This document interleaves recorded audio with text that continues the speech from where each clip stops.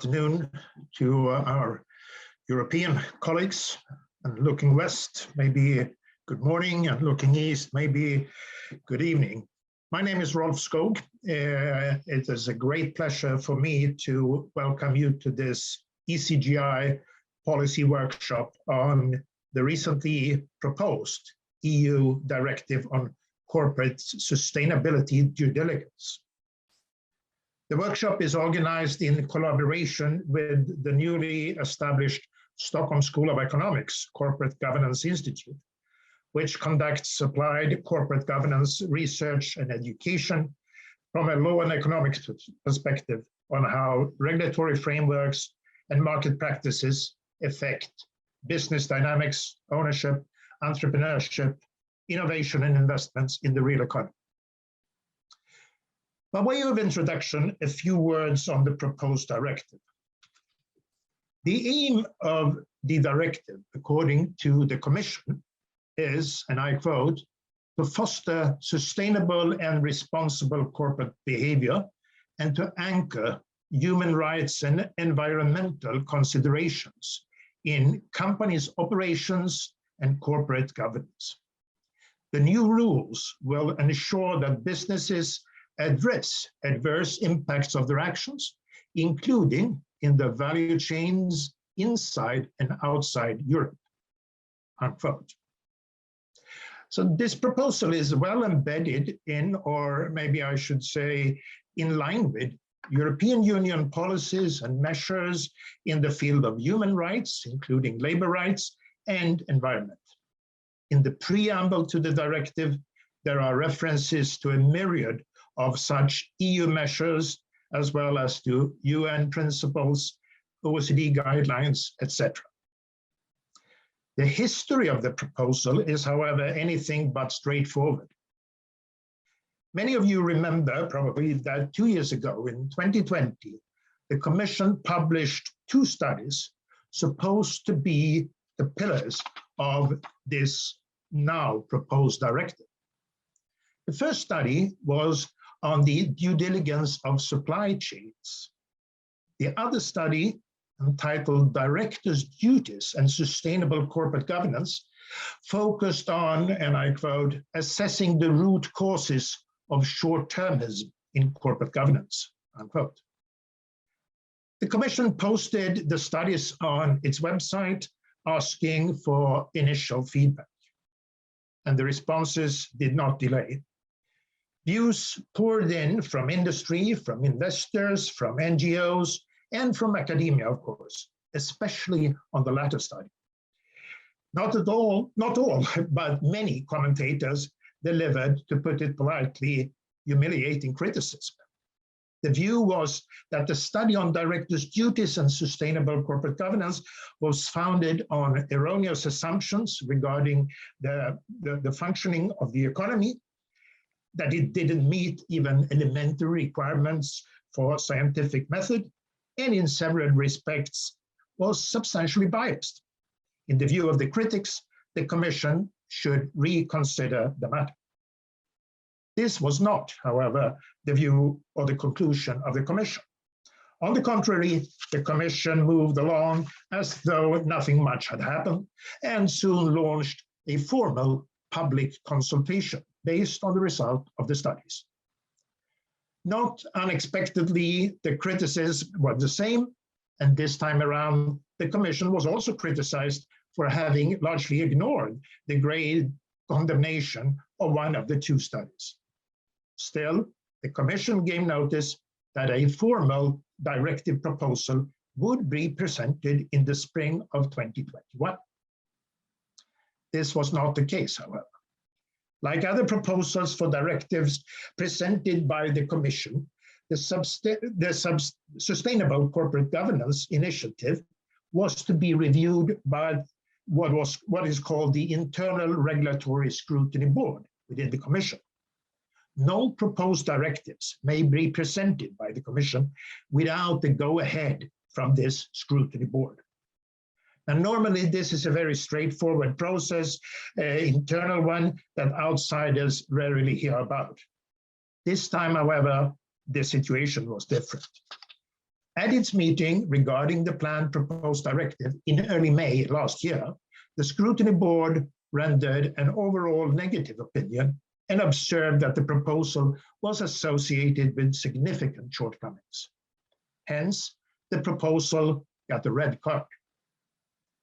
As a direct consequence, the Commission amended the timetable for the proposal, of course, and set a new date for the publication, the fall of 2021.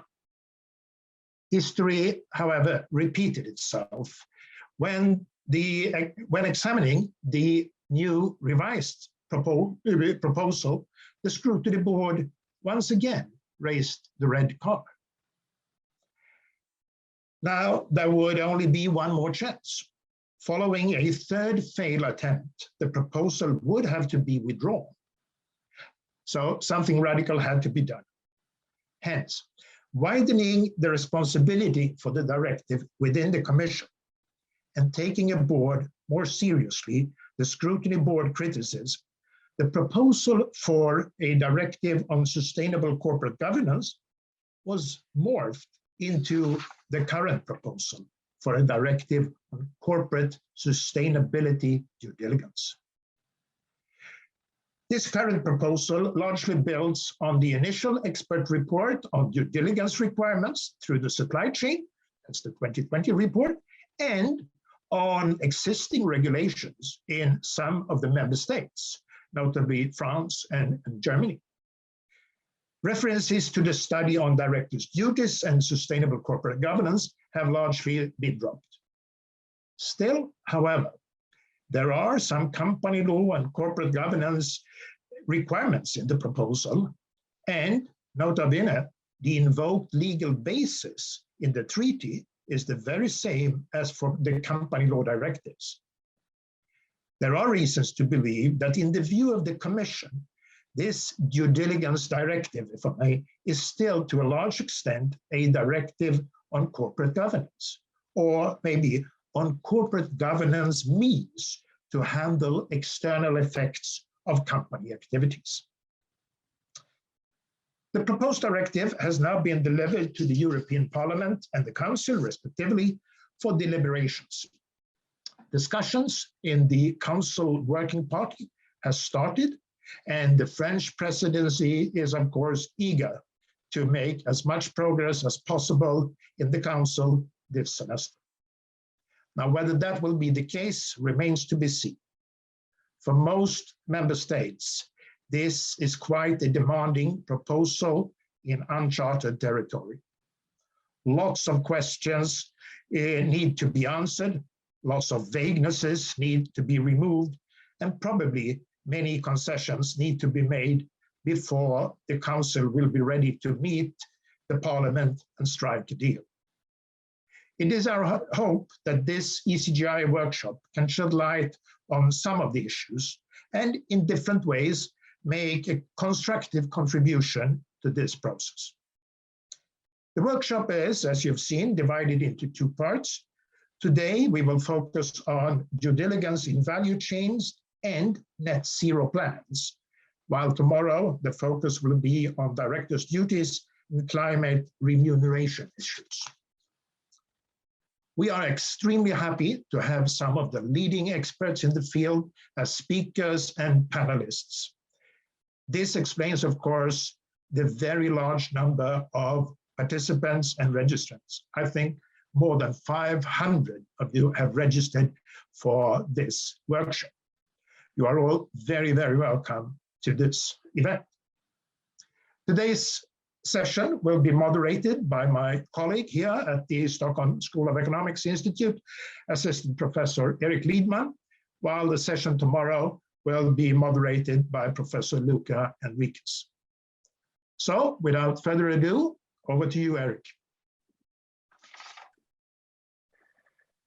Thank you so much, Rolf, for this introduction and the background on why we're here.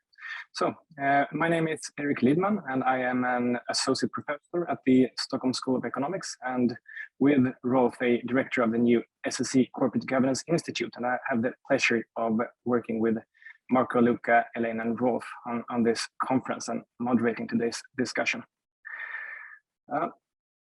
As you have probably seen, we have a very knowledgeable group of speakers here today, and on top of that, a few hundred participants. So I think it's safe to say that we won't be going off for dinner early. So in the time of interest, I will just briefly say something about the program for the afternoon.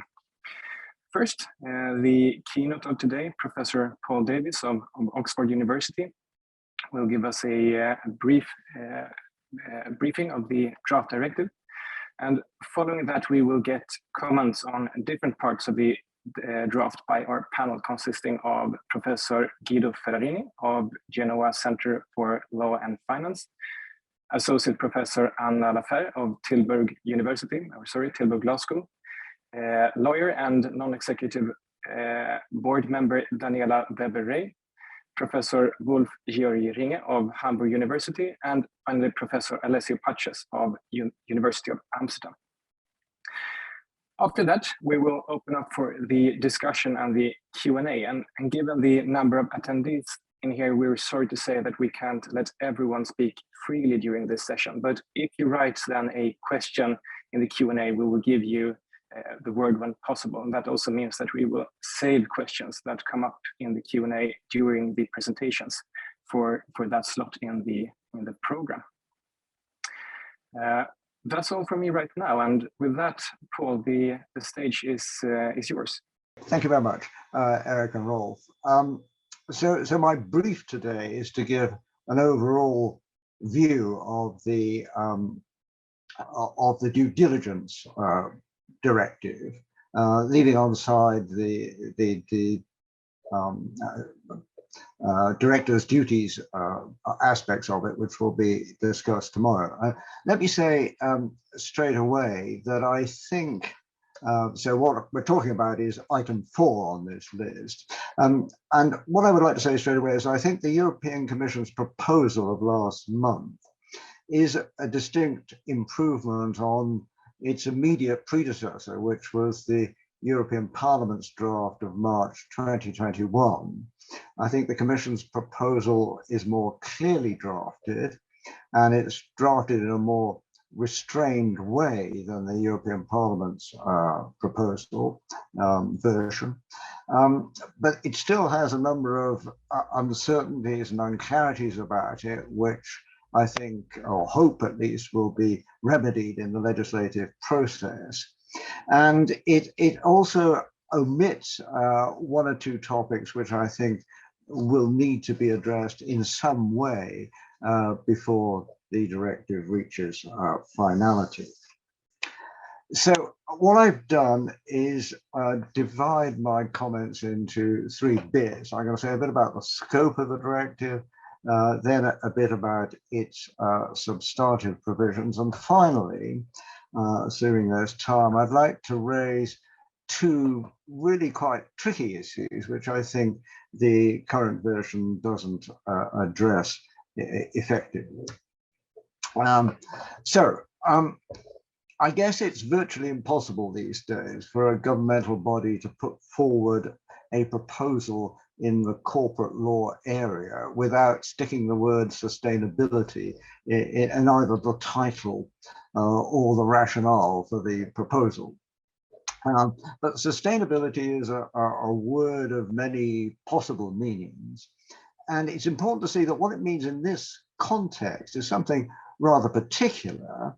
It's corporate adherence to international standards laid down in international treaties and conventions on human rights and environmental harm. In the Parliament's draft, there was something called good governance as well, but that seems to have gone. And the core idea behind the directive is that these international standards should be made directly and legally binding on companies. The conventions having traditionally operated, of course, only between and among states. So the existence of this proposal is in a way a recognition of the limitations of the traditional interstate operation of treaties. And so the the question, of course, initially, the first question arises is, how does one identify the international standards with which companies are going to be required to comply? And in this particular area, I think there's a distinct difference and a distinct advantage in the Commission's approach as compared with the Parliament's approach. The Parliament's approach was simply to set out a long list of conventions and to require companies to comply with everything within those conventions, whether the topics covered were appropriate for corporate compliance or not. So that, for example, under the Parliament's proposal, companies were required to comply with the whole of the European Convention on Human Rights, which includes in Article 21, I think it is, the statement that everyone has the right to take part in the government of his country directly or through freely chosen representatives. I personally very much doubt whether it's appropriate to encourage companies to try to restructure the political arrangements of the countries in which they invest, or that companies have any great capacity to do so. Commission seems to have taken that point on board, and what it identifies instead is not whole conventions, but particular provisions within the human rights and environmental conventions which the companies have to comply with. It's a long list, admittedly. There are, as it says on the slide, 20 human rights standards and 12 environmental standards taken out of the international conventions and treaties and put into the proposal. And the old, and from my point of view, rather bad approach has not been wholly discarded. If you look at point 21, which I put on the slide, you'll see that it adds to the 20 particular provisions which are identified a further 22 conventions which companies have to comply with, without specifying the particular provisions within those 22 conventions which companies should look at. Given the range of matters set out in points 1 to 20, and given the difficulties and uncertainties created by the approach set out in point 21, my view really is that point 21 should simply disappear.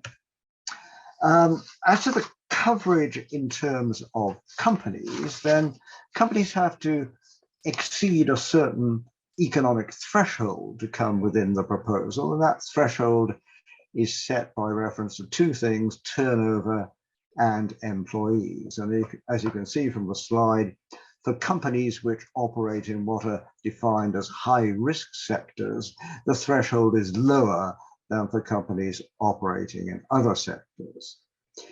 In addition, as with the Parliament's draft, the Commission's proposal applies to certain companies incorporated in third countries, as well as to companies incorporated in the EU.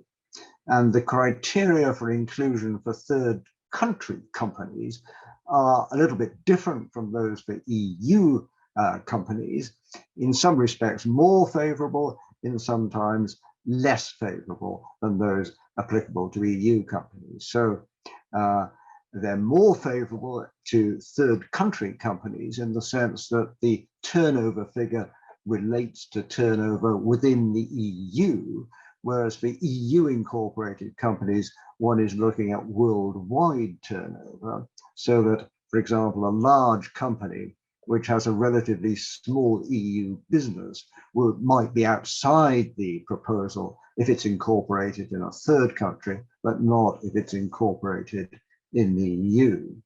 On the other hand, in order to come within the proposal, a third country company need only meet the turnover threshold, whereas an EU incorporated company has to meet an employees threshold as well. If it doesn't meet both elements in the threshold, it will be outside the directive. So there's a long discussion in the Commission's document about the rationale behind the choice of these criteria. I'm not sure I fully understand the Commission's arguments, but you can see at the bottom of the slide what the Commission's objective is in making this differentiation between third country and EU country companies.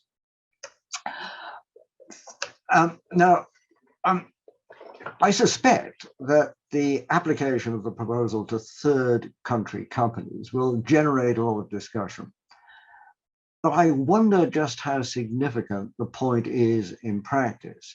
I may be wrong about this, but my understanding is that most multinational businesses which operate within the EU on any scale do so through EU subsidiaries, and those subsidiaries will be subject to the standard EU criteria.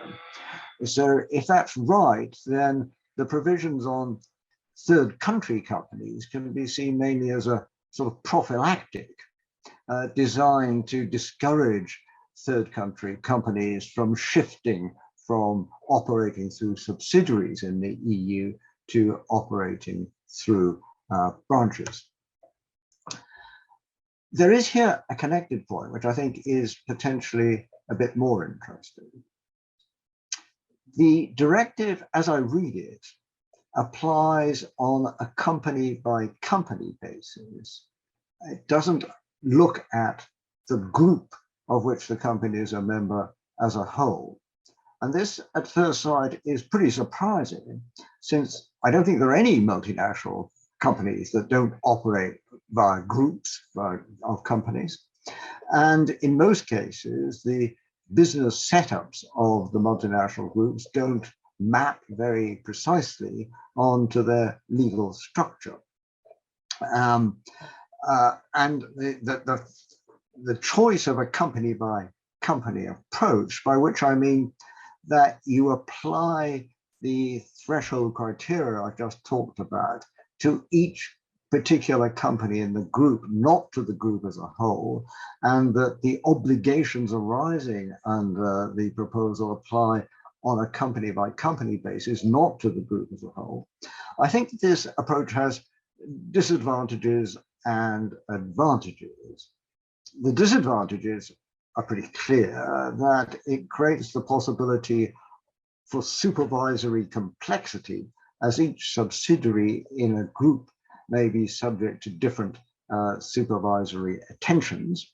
And it also creates perhaps possibilities for opportunistic behavior on the part of the group, as it diverts investment away from one subsidiary, which would be pushed over the threshold if the investment were placed there, and in favor of another subsidiary, which is either well below the threshold or which perhaps is already well over it and has already incurred the costs of compliance.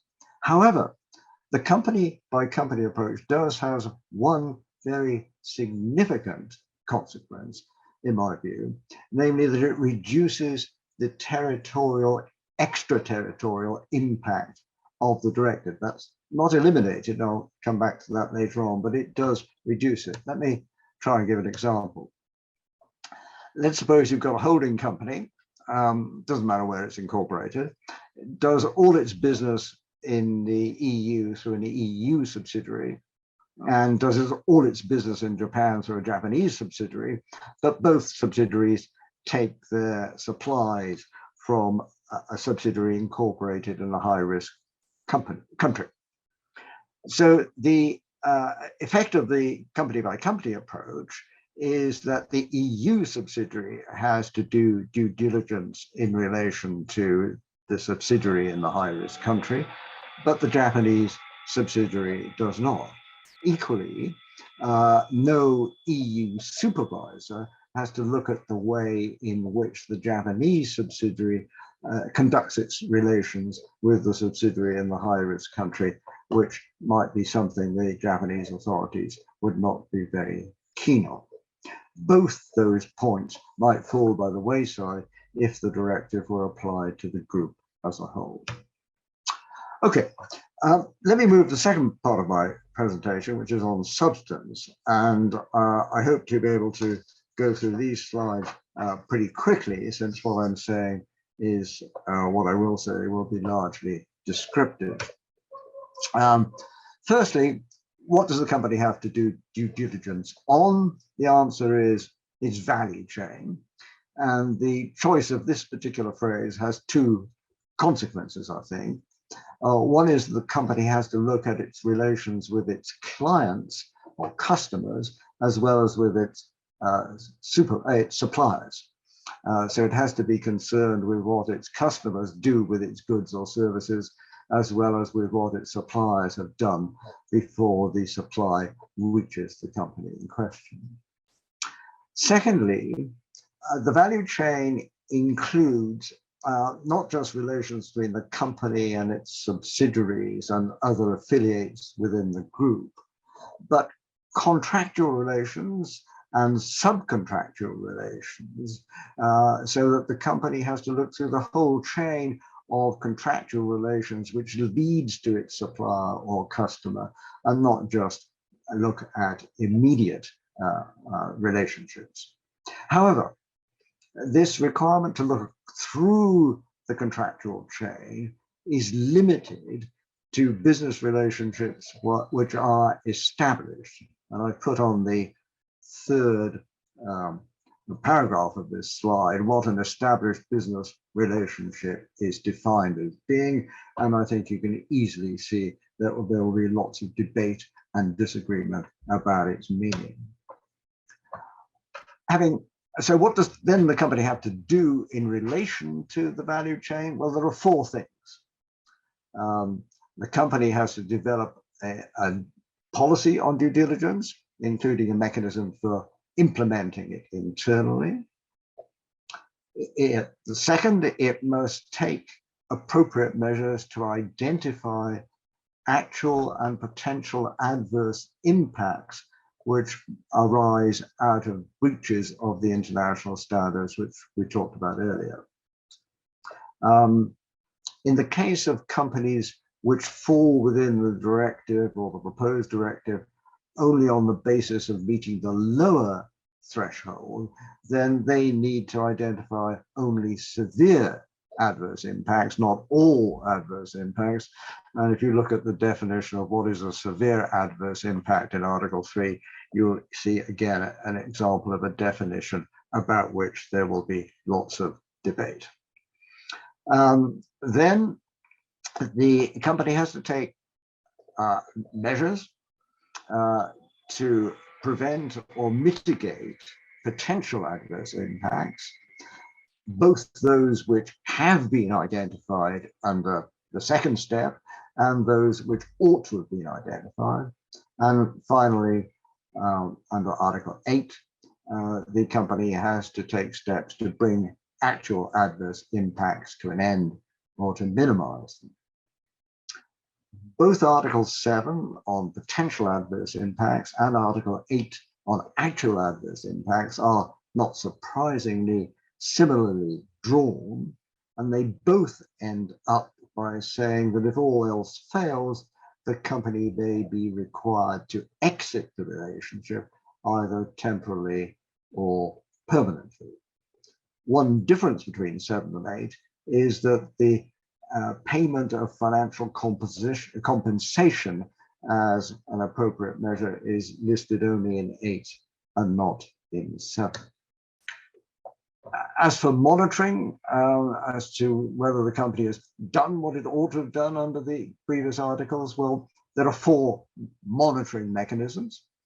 The company has to monitor itself, at least on a yearly basis. Those closely connected with the company by being likely to be affected by adverse impacts, employee representatives and NGOs operating in the areas, can monitor through a complaints procedure, which the company must establish. Companies must report annually on what they've done under the articles I've just discussed, which leads to the possibility of monitoring by society as a whole or by politicians. And finally, each member state has to establish a supervisory authority which has monitoring powers in terms of the ability to ask for information from the company and to launch investigations into whether the company is complying with its obligations under the directive. It's worth noting, perhaps, that there's not going to be a single EU-wide supervisory authority, but a supervisory authority in each member state. So there is some risk that the different supervisors will go off in somewhat different directions, which the Article 21 is designed to combat by this creation of a network of supervisors. Nevertheless, I think there is some risk that countries might begin to compete for investment from multinational companies by offering company-friendly supervisors in their own jurisdiction.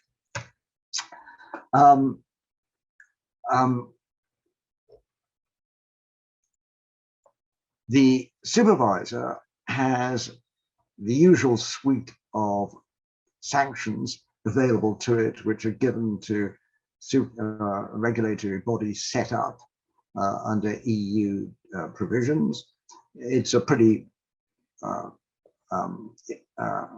fearsome list of powers, including the power to impose pecuniary sanctions relating to the company's turnover.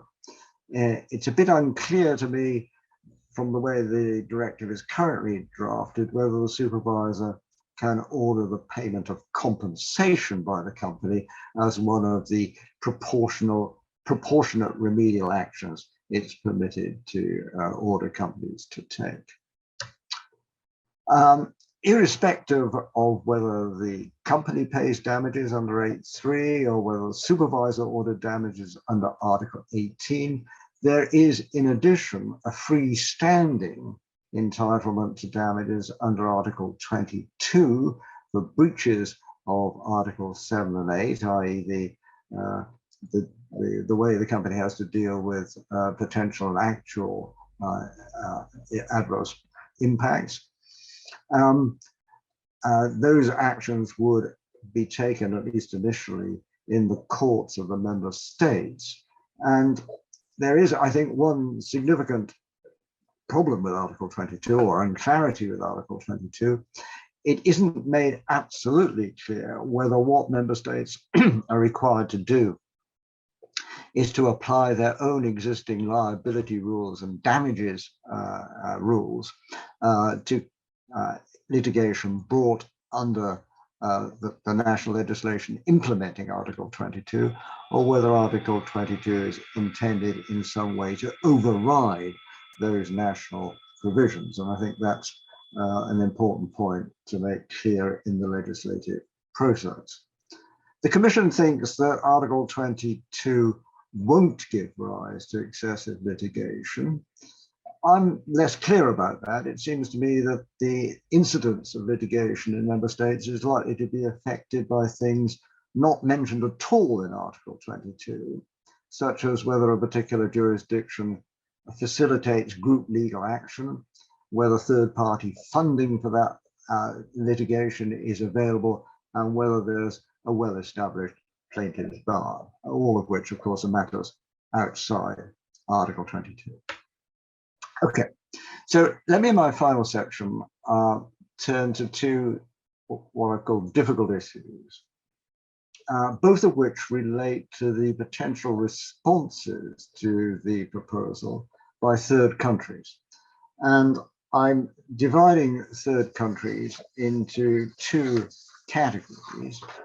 Third countries which are the homes of the headquarters of multinational groups, which I'd call non-EU home states, and third countries in which the human rights abuses take place, which I've called non-EU host states.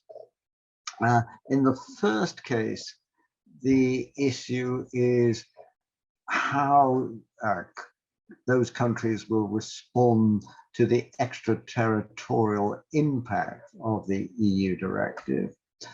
And in the second case, the difficult issue, even more difficult issue, is the question of how one should deal with the complicity of the host state in the human rights abuse if it exists.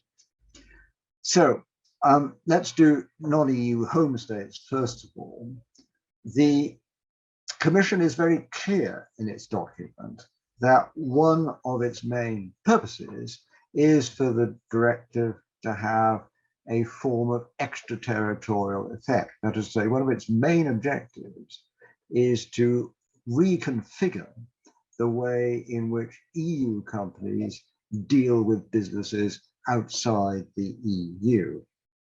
And the question is whether this extension of what you may call extraterritoriality will encourage other countries, third countries, to take similar steps. And the example I'd like to give is that of the US. So the US has long had something called the Aliens Tort Statute. Indeed, it was passed in the 18th century, I think, which enables non-US citizens to sue in federal courts in relation to breaches of treaties of which the US is a party, and more important, breaches of customary international law. This was a provision which was used initially against governmental officials, US and foreign, but recently has been used against companies. Now, there's a lot one could say about the ATS, but for the purposes of the present discussion, I want to focus on the tight grip which the US Supreme Court has kept so far on the extraterritorial impact of the Alien Tort Statute. And let me take as an example, there are others I could give, the recent case against the US subsidiary of Nestle, based on or relating to widespread child slavery taking place in cocoa farms on the Ivory Coast. Now, Nestle didn't own or operate those farms, but it did have an exclusive contract to take supplies from the farms. So this gave rise to a complaint in the US federal courts that Nestle's US subsidiary was aiding and abetting these breaches of human rights. Now, the Supreme Court dismissed the claim on two related grounds. One was that the alleged wrongdoing took place outside the United States, and that the mere fact that the US subsidiary of Nestle had a purchasing agreement with the farms was not enough to implicate the US sub in the wrongdoing that was occurring on the Ivory Coast. Now, let's just alter those facts a little bit. Let's suppose we're talking about a multinational company headquartered in Delaware and about its EU subsidiary, but otherwise the facts are the same. It seems to be quite clear that under the proposal, the EU supervisor and the EU courts would have jurisdiction to examine the relationships between the EU subsidiary and the farms in the Ivory Coast. Now, what I'm interested in at this point is, would this incentivize the US courts to take a different view of the extraterritorial impact of the Alien Tort Statute? The current view of the Supreme Court is based upon the long-standing and rather traditional notion of comity of nations or of their legal systems. That is to say that countries should not use their legal systems to interfere in what happens in other independent states.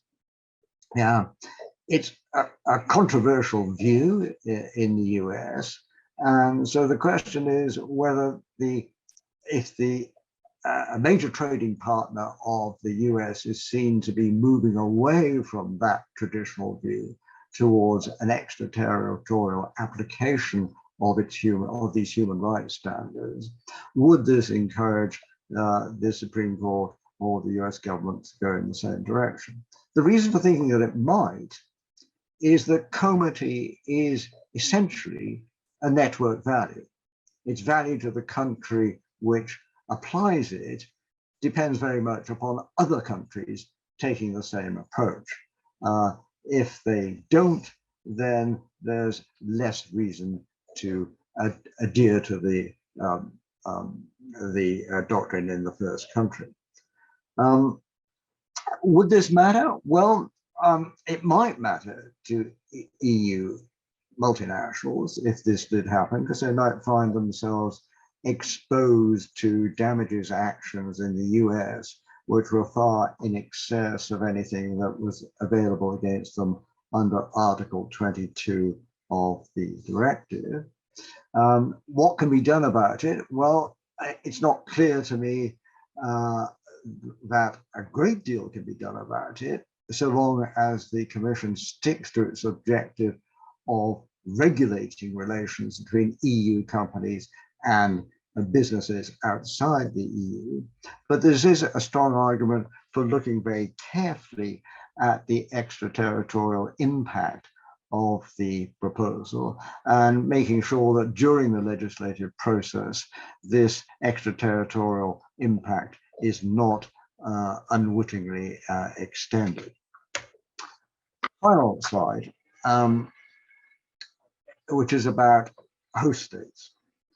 And these, if you look around the world at the major decisions on human rights breaches of international law, you can see that some of the most widespread and distressing cases involve the host state where the abuse took place being strongly involved in the abuses that occurred. And these are obviously the most difficult to fix cases because fixing them may involve challenging deep-seated political and social structures within the host state. Now, I put some examples on the slide. I don't have time to go through them in detail.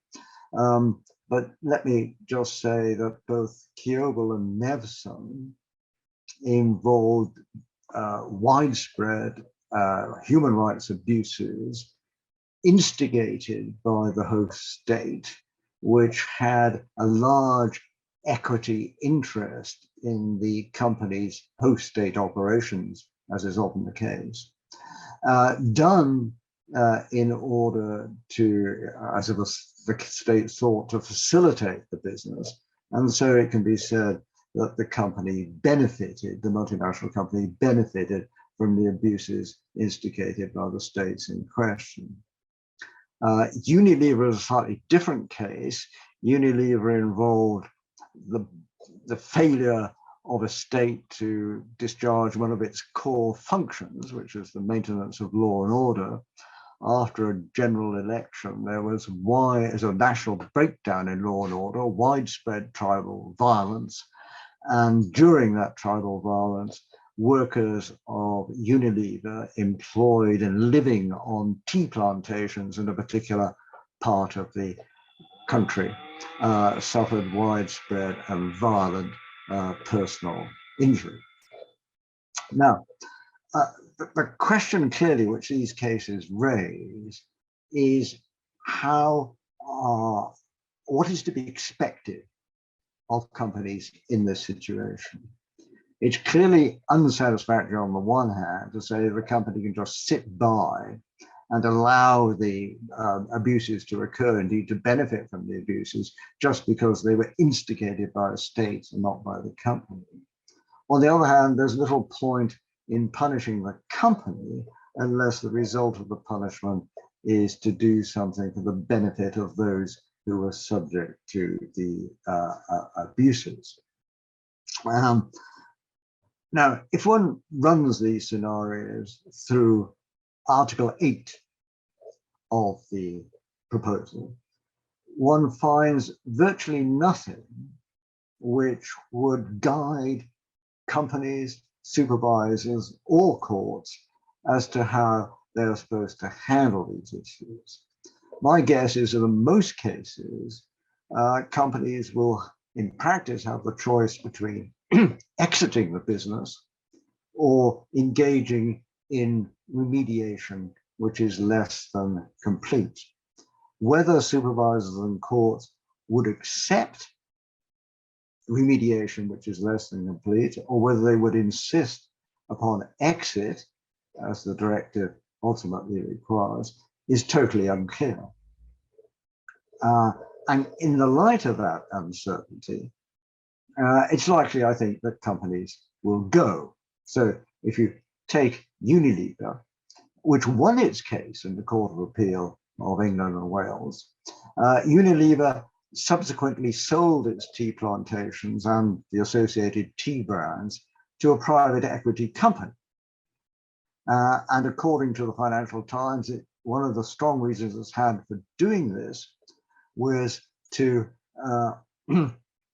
protect itself from the reputational harm it thought it would suffer if it continued to own and operate the tea plantations. In particular, it thought there would be a threat to its ESG ratings. The private equity company, by contrast, was thought to be less exposed to these reputational risks. Now, what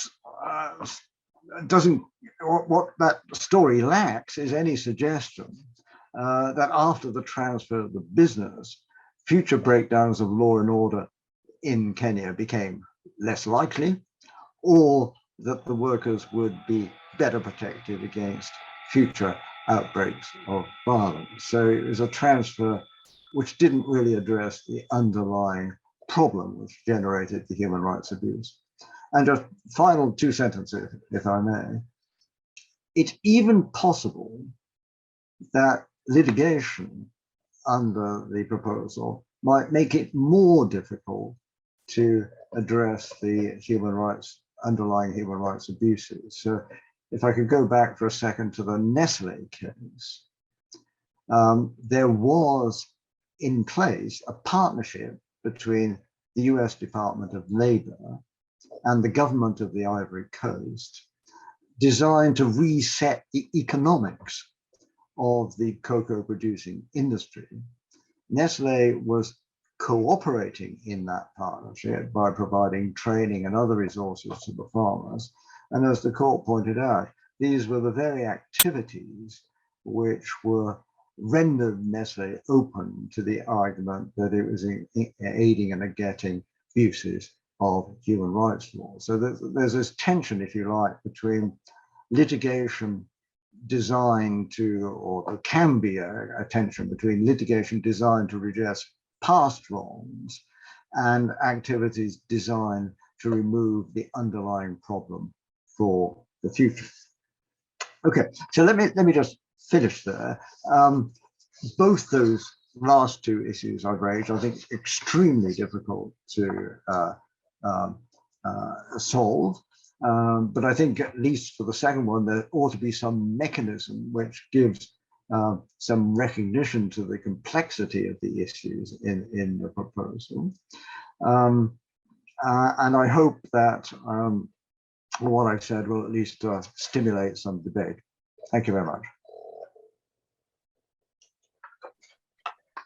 Thank you, Paul, for this excellent briefing of the proposal, and also for including an overall conclusion here. Better than the last proposal from 2020, but there is still room for improvement. That might be the summary we put on the website after the seminar. Building on this, we will now move on to the comments from the panel, and we will start with Professor Guido Ferrarini. Guido, will you take over? Okay, so my comments will be brief as requested, and they will concentrate on the balance between soft law and hard law in the proposed directive. Many things, of course, have been said by Paul in an excellent way. So I'll be brief on many of those topics.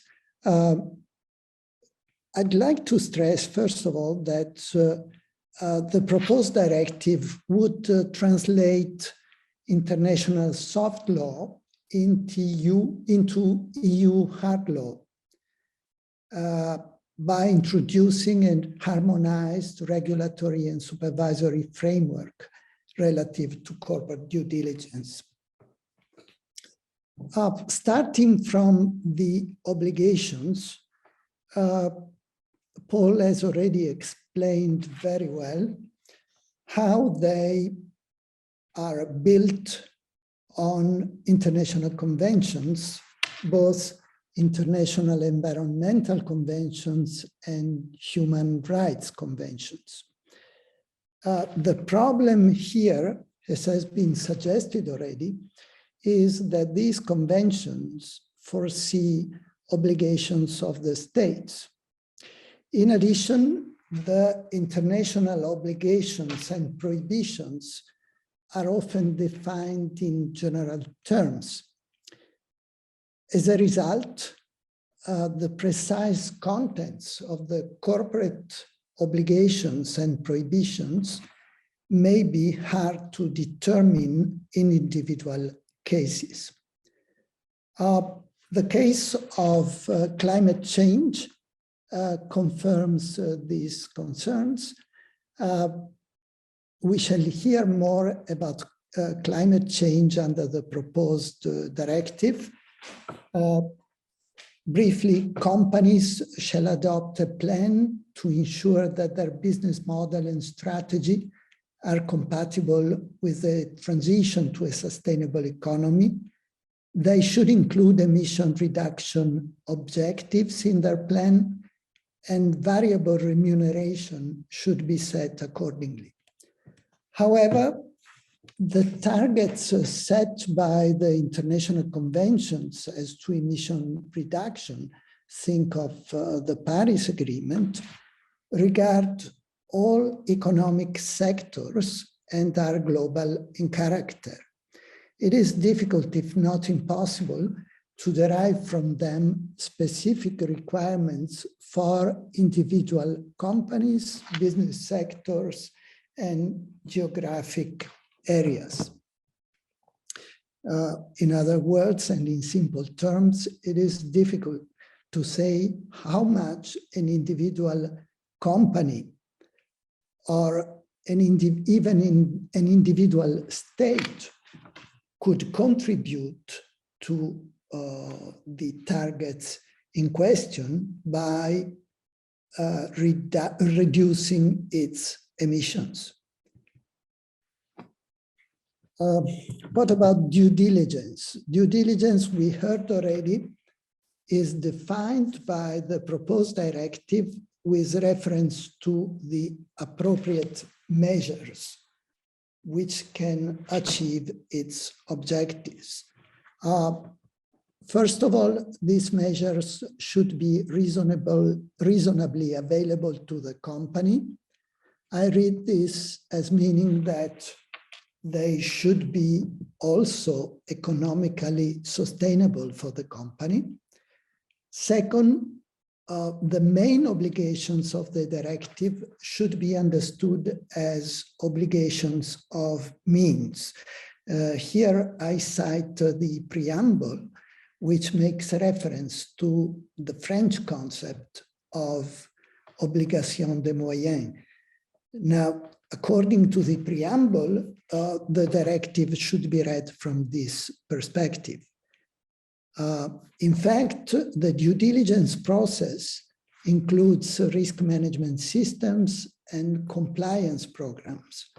However, as we heard already, it also extends to bringing adverse impacts to an end.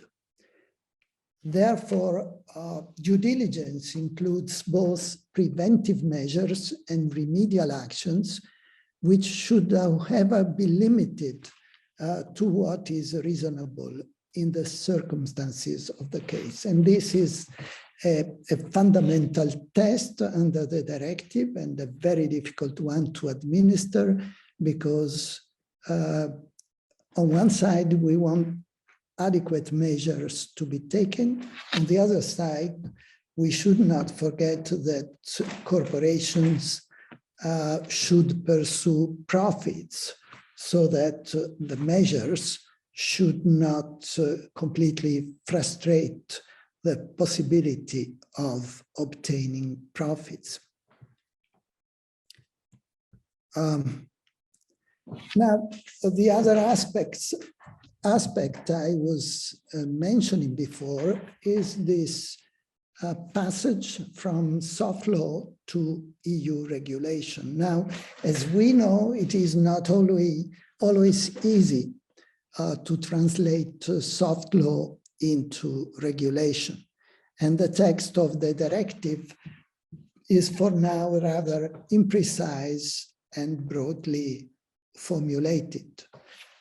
No doubt its specification would likely occur through national implementation of the relevant rules and or through secondary legislation, which may be adopted at either EU or national level.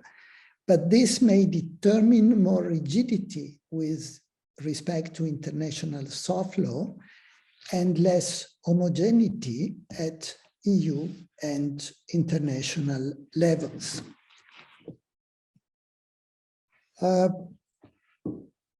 Moreover, as we heard already, the directive would apply to quite a vast number of companies, many more than those which are presently subject to international soft law.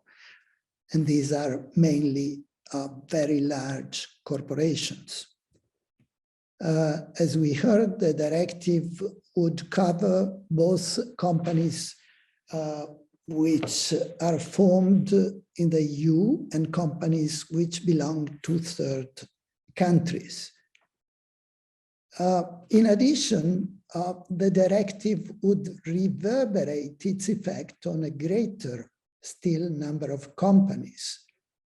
In fact, the companies subject to the directive would have to monitor the behavior of their business relationships in the value chain. And these include SMEs, which work either upstream or downstream in the supply chain. And this is quite an important point, because the number of SMEs which would find themselves subject indirectly to the directive requirements will increase substantially. Now, one of the last topics I'd like to comment on, the relationship with company law. We heard already that the Commission considers this directive a company law directive. However, my opinion would be that the directive mainly belongs to the field of public regulation, and its regulatory aspects would prevail whenever the social costs of negative impacts exceed their private cost to the company. Regulation is required precisely to make companies internalize their negative externalities. The situation is similar for banks, and banking regulation is similarly justified by the need for banks to internalize their social costs. So what I call the banking analogy should help us identifying the main characters of sustainability due diligence regulation and its relationship with company law. As Paul explained, there are also cross-border and competitive impacts of the proposed directive. Many EU firms would be subject to it and would also be responsible to some extent for their subsidiaries and business relationships, which may be in different parts of the globe. This may put the relevant EU firms at a competitive disadvantage with respect to non-EU competitors. At the same time, as we heard, a good number of third country firms would fall under the national rules implementing the directive. This would reduce the anti-competitive impact of the directive on EU firms to the extent that also third country firms would be covered, but it could also put the EU markets at a disadvantage to the extent that third country firms would shun those markets to circumvent the directive's requirements. So what are my conclusions in brief? Well, despite the criticisms that I made, the core ideas of the proposed directive seem to me sound, but their formulation presents shortcomings which require further reflection. In particular, and from a general perspective, the trade-offs between sustainability and economic performance of the firms need further consideration, together with the incentives that lead corporations and their directors to include ESG considerations in their corporate purpose. In other words, further reflection and analysis could lead to a better balance between corporate governance and the regulation of sustainability due diligence. Thank you very much. Thank you, Guido. The questions has continued to stream in, so I'm sure you'll have a reason to get back to us in the end of the session. Anne, please. So I will actually talk about the due diligence aspects of the proposal, and I will start with a short introduction to the international voluntary framework and also the binding regulatory initiatives at the national level that emerged over the past years, including the well-known French law. It should be all familiar to you by now. And afterwards, I'm going to discuss the European Commission's proposal. And I have to already indicate that I'm generally a proponent of the proposal in the sense that the European initiative is strongly recommended to address important issues and overcome fragmentation of rules and offer legal certainty. But such a legislation should also be really well designed in order to meet its goals. And I feel that the European proposal in that sense falls short on a number of issues. And in order to stay within the requested time, I will outline 3 of my main points here. So let's start with the voluntary framework. And the primary source for human rights due diligence, or nowadays also called human rights and environmental due diligence, are the UN Guiding Principles on Business and Human Rights, the UNGPs. And the UNGPs include the Protect, Respect and Remedy framework that was developed by John Ruggie. And the second pillar, so respect, includes actually duties for companies to respect human rights and to make sure that they address violations in which they are involved. And victims of human rights violations should also have access to fair remedies. And to this end, companies have to conduct human rights due diligence process to identify, prevent, mitigate, and account for how they address their impacts on human rights. And this human rights due diligence process is integrated into the human rights chapter of the OECD guidelines of 2011. And states that adhere to the OECD guidelines are actually required to set up NCPs, so national contact points, that have an information, promotion, and grievance role. And the OECD guidance from 2018 made this continuous human rights due diligence process more clear and concrete in a framework with 6 steps. And you can see this framework on this sheet. And as you can see, these 6 steps concern, first of all, embedding responsible business conduct in corporate policies and management systems. Secondly, the second step concerned identifying and assessing negative impacts in global value chains. The third step concerns that companies should seize, prevent, and mitigate these adverse impacts. Step 4 requires companies to also track the implementation and its effectiveness of their human rights due diligence activities. Step 5 concerns communication on how these impacts are being addressed. And step 6 requires companies to provide remediation of these adverse impacts. So the OECD guidance provides some information and concrete examples for each of these 6 steps.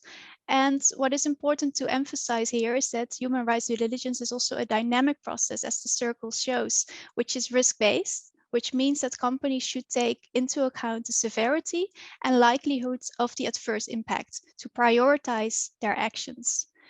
So the OECD guidance already provides some more information, but it remains actually quite difficult what is exactly required of a company, and also importantly, when it sufficiently prevents negative impacts in its global value chain.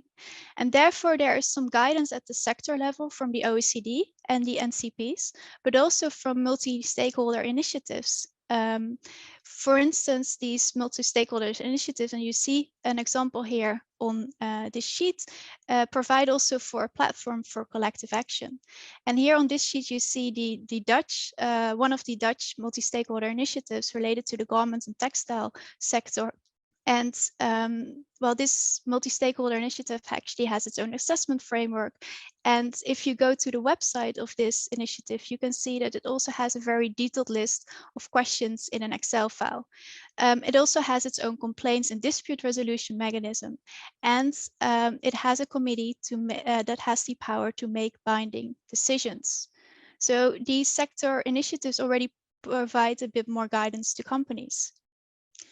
So we see that this voluntary framework brought forward important improvements, but there has been a strong consensus over the past years that there is a binding framework required, particularly to bring along the laggards and thus also support the leaders.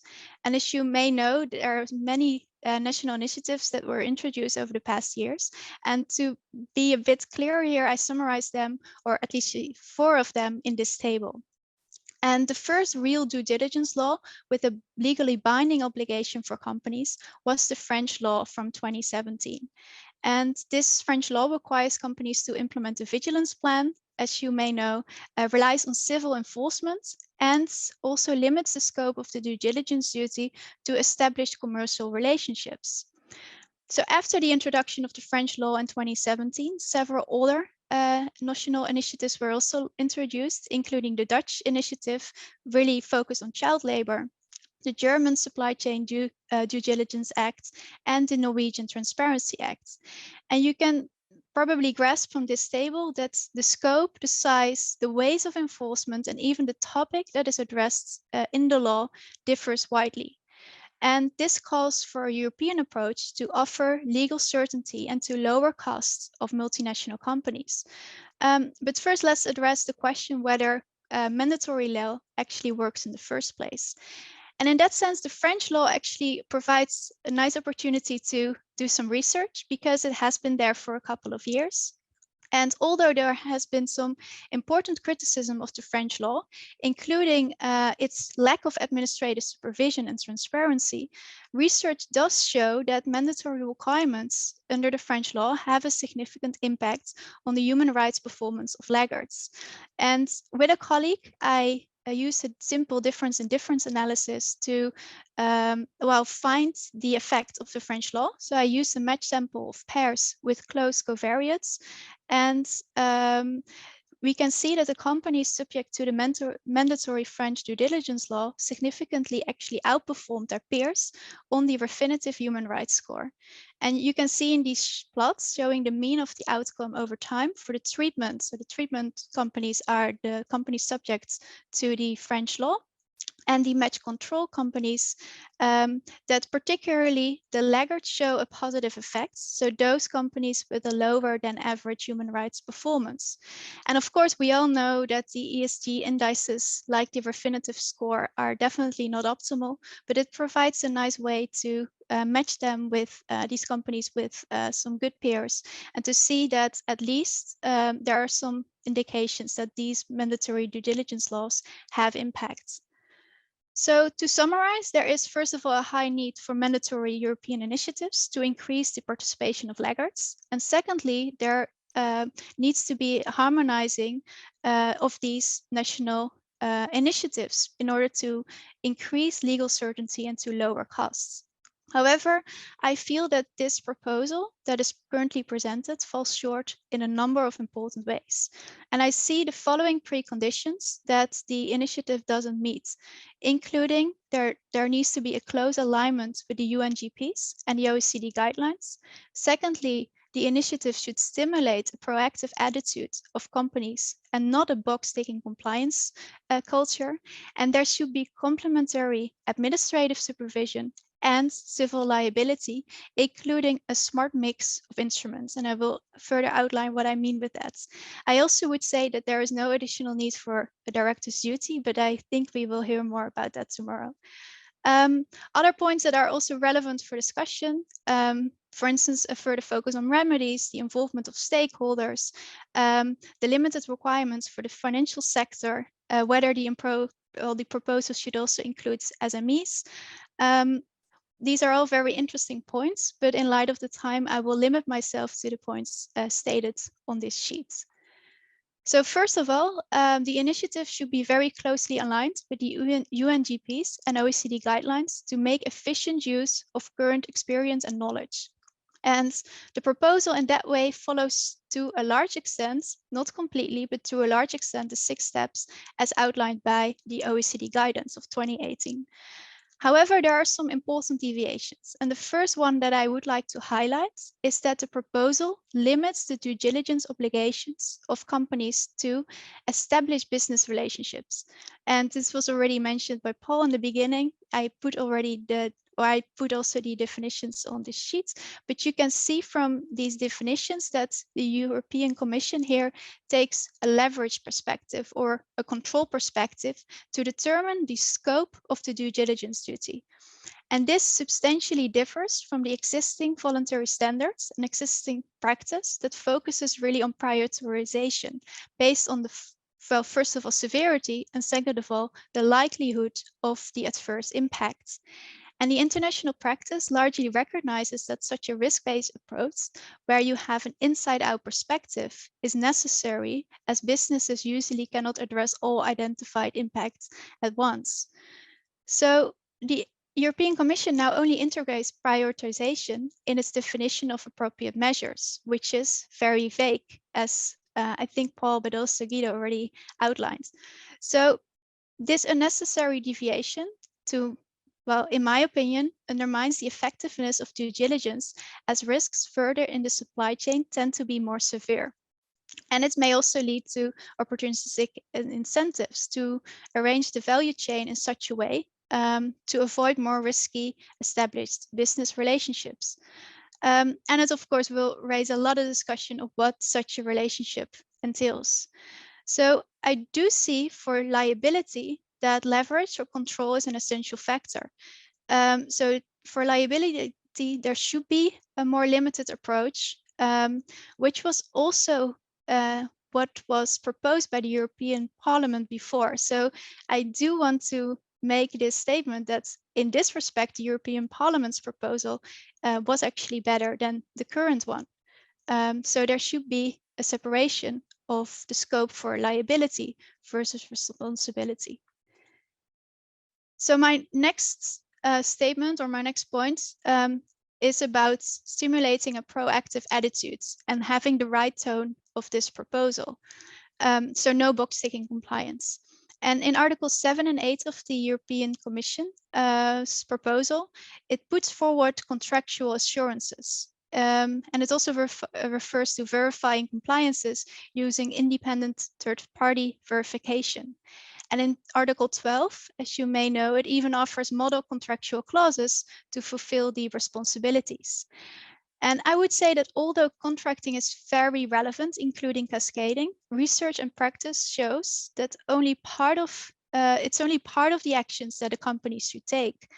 Moreover, and this really depends on the circumstances, but contracting can also be largely ineffective and only shifting responsibilities if, for instance, there's no related change in prices and delivery terms or other change in the behavior of the company itself.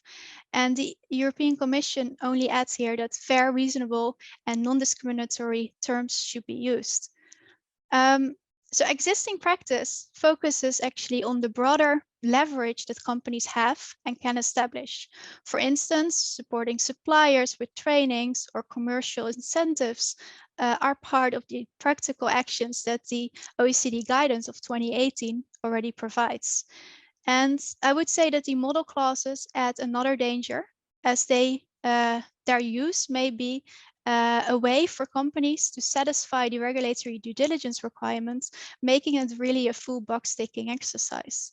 So I would say that the way due diligence is now shaped would impose on the one hand a great administrative burden on companies with a huge increase of social auditing and a focus on the legal function, whereas there is a high risk that such an approach is not even sufficiently effective to reach the goals that the directive puts or outlines. So finally, my final point in this discussion or this presentation is related to the enforcement of the due diligence duty. And although I think it's a good thing that there is this emphasis on administrative supervision with also civil liability for certain harms, I think it should be ideally a smart mix of regulatory tools, including, for instance, these grievance mechanisms via the national contact points and clarifications in sector agreements, because it's really key that there's more information on what can be expected from companies and when a company has done enough to prevent negative impacts. And such clarification ideally takes place at the European level to avoid ambiguities. And this can, for instance, be done via European stakeholder, multi-stakeholder agreements at the sector level, which can also be endorsed, for example, by the European Commission. And such agreements, joining such agreements can be incentivized via administrative supervision regimes and can set the standards also for companies that do not participate. And these agreements can also put a larger focus on collaboration to increase the needed leverage and the role of stakeholders. And the European Commission only briefly mentions them in Article 14 as one of the accompanying measures. So related to this is the need to clarify the relationship between the national contact points that member states have, or many member states have at the moment, because they are part of the OECD. And those national contact points have an advisory and mediation role. And on the other hand, the supervisory authorities that probably will have more of a sanction role. And such a smart mix can also be used to foster the inclusion of SMEs without putting disproportionate mandatory due diligence duties on these smaller companies. Finally, I'm a proponent of focusing on administrative supervision with lower access barriers for victims, complemented with civil liability where harm has occurred in certain situations. For instance, as we saw in the Shell Nigeria cases or the cases that were mentioned by Paul before. However, I feel that if you talk about liability, it should be really focused on the company level and not on the directors level. It would be counterproductive. And although we say, well, it's very well known that good corporate governance and the involvement of executives is actually key to properly integrate due diligence in corporate policies.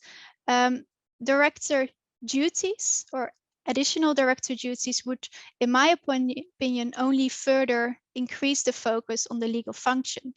And we want to stimulate the proactive conduct of directors and companies and recognize the learning process, which I think can best be obtained via such a smart mix of regulatory tool. But I'm sure that we hear more about director duties tomorrow. So for now, I would like to thank you for your attention. And I would like to leave it here with these 3 points. Thank you so much, Anne. We're very lucky to have you with us here today and that you've been doing so much work on this topic. And it's very interesting to hear your insightful analysis about these key concepts. I'm guessing that you will receive quite a few emails right away on this. Moving on in the panel, Daniela, I think we're all now very keen to hear a director's perspective on the proposal. Thanks a lot, Erik. Since the beginning of this century, also as a consequence of the financial markets crisis, corporate governance focused on topics of internal corporate governance, such as composition of boards, qualification of board members, independence, diversity, and remuneration. But there was a massive loss of trust in companies, their representatives and directors, including non-executive directors, not only due to the financial markets crisis, which caused also political concern. This started a discussion about the necessity and success of detailed regulation and called for new approaches. In the UK, France, and to a lesser degree, Germany, hard and soft law approaches to a more innovative way of dealing with the challenge of loss of trust were sought. The intent was to redefine corporations in the 21st century, which benefit not only investors, but society more widely through a purpose which is broader than just making profits. The role of values, culture, and law came into focus. The goal was to empower corporations to transform their purpose and their governance. The UK amended its corporate governance code in 2018 with the goal to build trust in society as a whole, reinforcing inter alia stakeholder value. A project of the British Academy, The Future of the Corporation, which ran over the last years, had similar concerns and focused on purpose, policy, and practice. The goal of the British Academy was for corporations to produce profitable solutions for the problems of people and planet, while not profiting from creating problems. I think this project led already to some of the thoughts of the original proposal. France introduced, as we just heard, its Loi Pacte in 2019, which came with the introduction of a purpose and call for a raison d'être, a right to exist, or we could also say license to operate for companies. Germany was slower and less courageous. The German Corporate Governance Code, not the law, introduced in 2020 the concept of purpose and societal responsibility. But the latest draft amendments seek to include rather stronger wording for sustainability. This opened the way to a wider definition of corporate governance, the best interest of companies, and board role. But these approaches are too vague to provide for quick change. Corporate governance was at risk to be guided by vague concepts with little guidance for the boards, which were not loved and appreciated anymore, but came under much more scrutiny along with increased risks of personal liability. At the same time, the ESG principles were detailed and enforced by a number of actions. These measures rather increased compliance than truly strengthened governance in practice. Did those measures re-establish trust in companies and their representatives and directors? I wonder. Companies and boards had to deal with these challenges, the public debate about loss of trust, the uncertainty as to what is now the best interest of the company. Non-financial risk assessments did not seem sufficient anymore.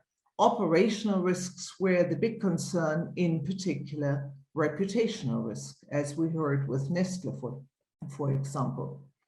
Then came the big bang of the EU Green Deal, assisted by younger generations standing up, e.g.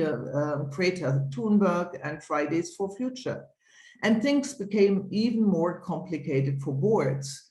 I do not even want to start talking about the EU taxonomy and the question whether it can achieve the Paris climate goal of 1.5 degrees and not only net zero, which seemingly does not get us to saving the planet. how to deal with the climate challenges at a time when, due to the sanitary crisis and broken value chains, the focus was on health, logistics, liquidity, and sheer survival of the business. Now comes the EU proposal for a directive of corporate sustainability due diligence. While being in line with the development of the previous years, this is now the final move away from the general distinction between internal and external corporate governance. Now, the outside-in perspective needs to be combined with the inside-out perspective, a totally new concept taking into account external effects. This is necessary to cover the entire value chain, and still it is now a sea change for governance, board responsibilities, and liability risk. People and society, climate and planet have to be taken into account. The adverse effect of the company has to be assessed, and not only profitability prevails. New learning and focus of the boards is key. The shift towards sustainable management has left the strategic level and is influencing concrete business decisions. Sustainability is becoming increasingly relevant to the performance indicators for corporate management and relevant for remuneration.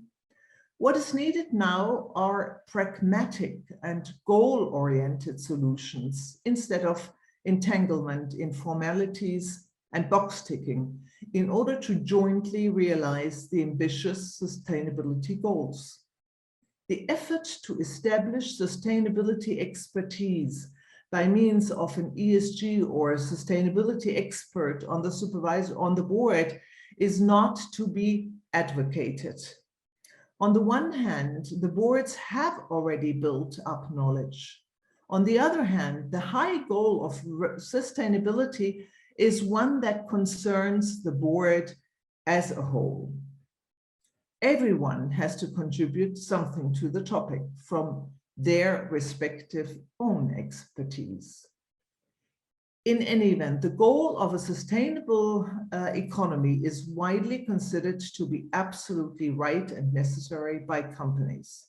However, many companies and their representatives worry that the leap is too ambitious, that the proposal aims too high with respect to placing obligations on companies and its directors.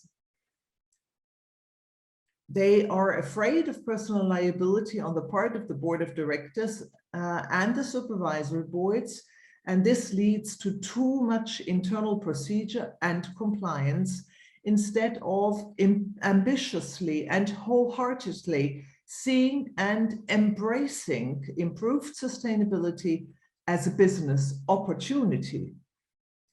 How to balance the interests of the wider stakeholder groups, the people and the planet, with the interests of shareholders in profits and returns, without concerns about misappropriation of company funds and acting against the best interest of the company.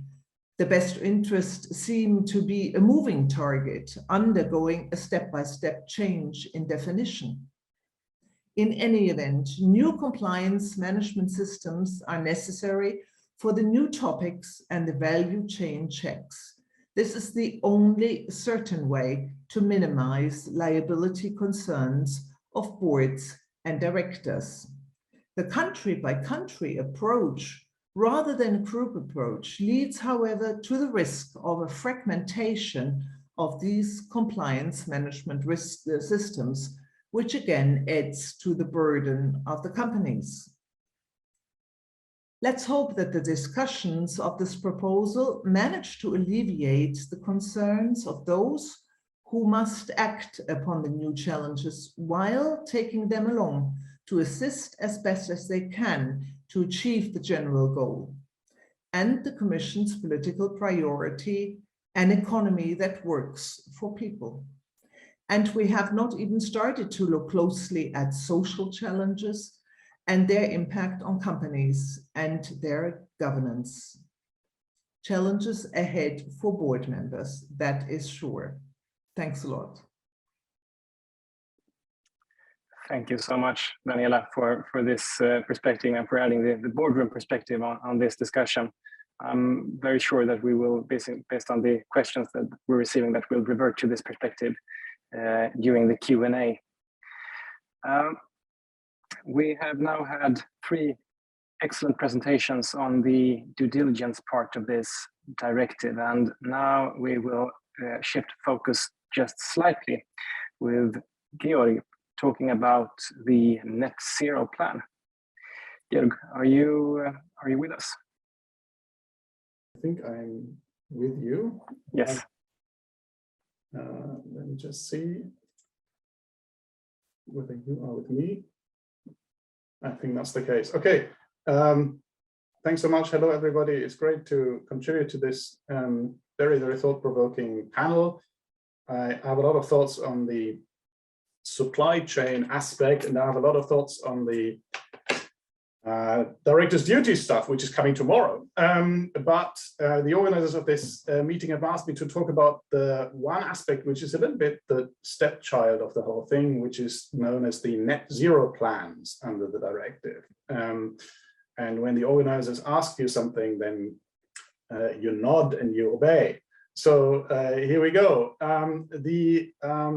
The net zero plans are an interesting feature, and I'm just, because they're not so well known to everybody, I just have briefly here, I don't want to go into this into detail, but this is essentially Article 15 of the proposed directive, and the heading is combating climate change. So combating climate change tells you already that this is a very specific proposal here. This is leaving the whole sustainability thing to the side, and this is bang on just climate change. And not anything else, not human rights, not all the other stuff, but this is really just focusing, singling out one particular topic here and giving special emphasis to it. What's also important, I don't know if you were able to read the draft text as fast as you could, but it only applies to Group 1 companies, so the big ones, that there are these different thresholds. So essentially, the big ones, right, depending on turnover and so forth. So what's the main objective? The main idea is that these companies need to adopt a plan that ensures that the business model and strategy are compatible with, and now the text says, the transition to a sustainable economy and with limiting of global warming to 1.5 degrees in line with the Paris Agreement. So in a way, I understand the second one. The first one is a bit surprising to me in this text because it reintroduces the sustainability thing, which I thought was not part of this particular article, right? So in a way, I think we can really focus on the second limb here. The idea is that the business model and the strategy needs to be explained how it is somehow consistent with or compatible with the net zero goal, to be specific and short. And in particular, the plan should highlight how climate change is a risk for or impact of the corporate operations. You can already make a question mark here. Shouldn't that be the objective of any executive already, right? To somehow highlight how climate change might be a risk for your own business model. I think, after listening to Daniela, we can already conclude that this is maybe something that any executive should already take into account. But that's sort of just outlining what the net zero plan is all about.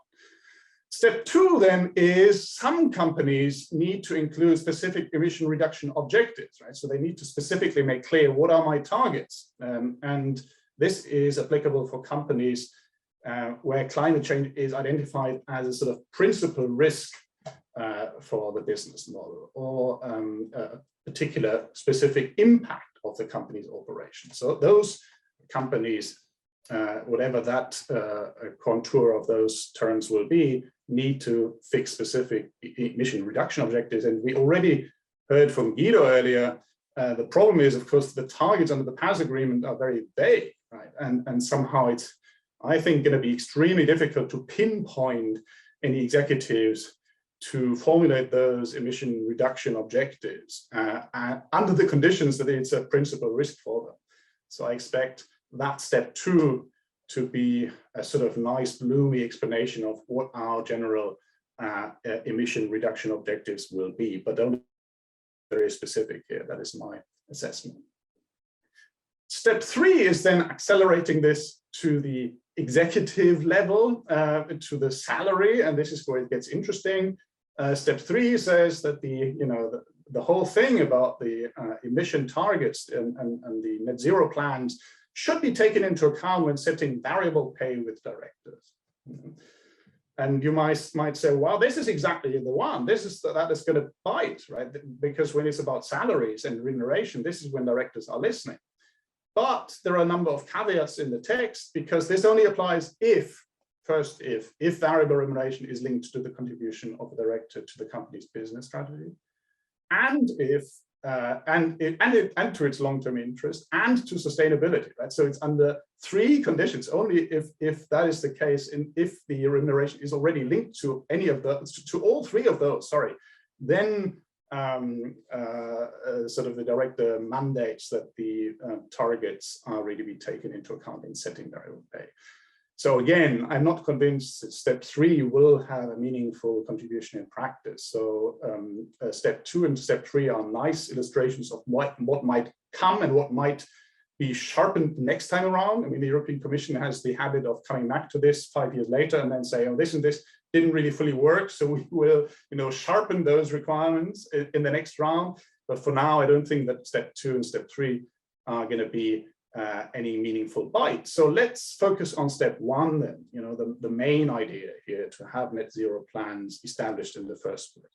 What's good about it is definitely information, right? Obviously, it helps investors to know what are the net zero plans of this company. How is this company compatible or not compatible with the Paris Agreement? It helps not just investors, it helps, of course, the broader public. I mean, Guido was reminding us that it's probably a broader policy objective here, not just financial information of investors, but that's something that informs the broader community, the media, the pressure groups and NGOs that want to know about what companies are doing, and of course, activists and institutional investors, also like pension funds. It also, I think, forces companies and directors to self-reflect when they formulate and set up those reports, and that may be a helpful exercise in itself. And the third contribution is that it might overcome the time inconsistency problem that some colleagues have discovered last year in a very interesting paper about commitments to net zero plans, where they talk about the problem that there is a time inconsistency problem in terms of different political leaders that may be elected that have strong or less strong versions of climate change in mind, or shareholders, right? Shareholder influence may also change. So having this, the irony is having this in an EU directive, which is extremely slow to change, probably may overcome this time inconsistency problem. So this is a side effect, I think, a little bit of an irony. But expect an EU directive, once it's adopted, to be slow to change in the future. So much on the positive stuff, but then I was thinking, what is really the point of this? Is it really anything brand new? And then I was looking at the already proposed CSRD, right, the Corporate Sustainability Reporting Directive, which is now in the pipeline, as we all know, and proposes a new article A19A to the non-financial reporting directive, which already sort of provides for exactly the same thing. Just briefly taking a look here, again, we don't want to go into too much detail, but the sustainability reporting already here in paragraph 2A 111, these wonderful long texts of EU directives are always a delight, says that the information referred to paragraph 1 shall contain in particular the plans of the undertaking to ensure that its business model and strategy are compatible with the transition to a sustainable economy and with the limiting of global warming to 1.5 degree in line with the Paris Agreement.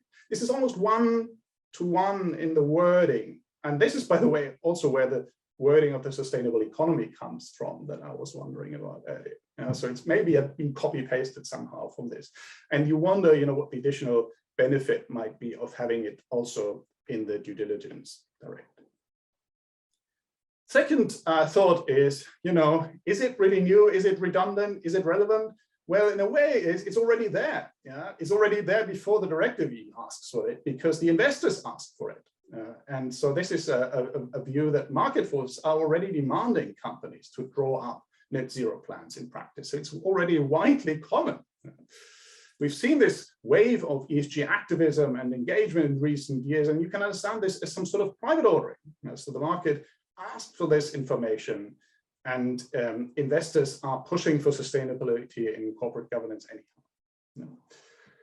One well-known example that everybody knows about is the ExxonMobil thing, right? Where a tiny hedge fund, engine number one last year, was successful in pushing for a change in the corporate board. And one of the express purposes they were asking for was to comply and to force Exxon to draw up a net zero plan.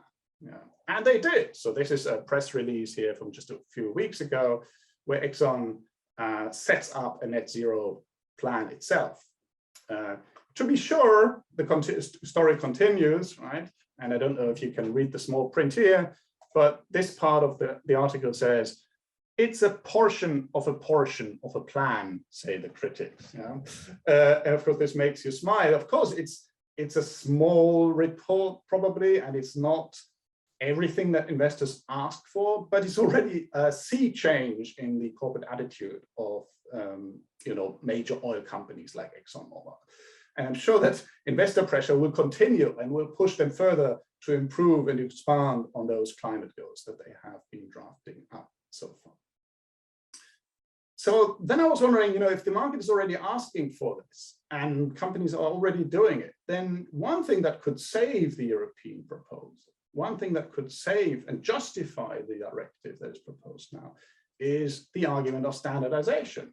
Of course, a directive has a comparative advantage of making it sort of homogeneous what companies have to report, and ensures some sort of harmonizing the substance and make it then comparable so that investors have easier access to the information that's been provided in those net zero plans. However, I'm sad to report that this is not in sight, not at all, because the directive contains nothing, zero, on the substance of those net zero plans. It's not a net zero plan, it's a zero information plan on anything that should be in there. There's not even any delegated act that's been proposed that would maybe clarify or specify what exactly the net zero plan should contain. So unless anything further comes up in this context, I'm afraid this is really just completely superfluous, because it's already in other European legislation, it's in the pipeline, and it's already demanded by market practice. So then I don't really see the additional benefit of having an additional requirement in this human rights due diligence directive to have a net zero plan.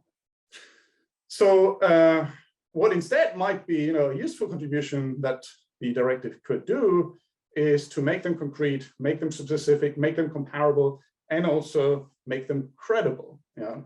This is maybe elements where the directive could have a comparative advantage and could play to the need of market standardization that the market is currently lacking.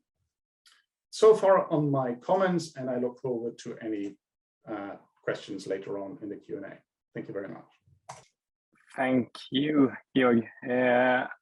Sorry for forcing you to talk about this, and I'm sure most of us are very interested in hearing your thoughts about the other parts of the directive later today and tomorrow, and the questions are already streaming in. Now, for the final speaker in the panel, Alessio, who will move us ahead to the final part on liability.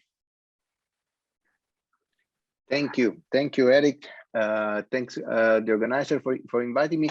The challenge of speaking after such knowledgeable list of knowledgeable speakers is to find something interesting to say, particularly for the 200 participants that are still on this call. So I've decided to behave strategically, and I'll talk a little more about strategic behavior of companies and speak about something else, particularly the economic case of a supply chain liability. Just to reassure the audience that I will still speak about the directive. It is one specific part of the directive, but I would like to frame it from both a theoretical and empirical perspective,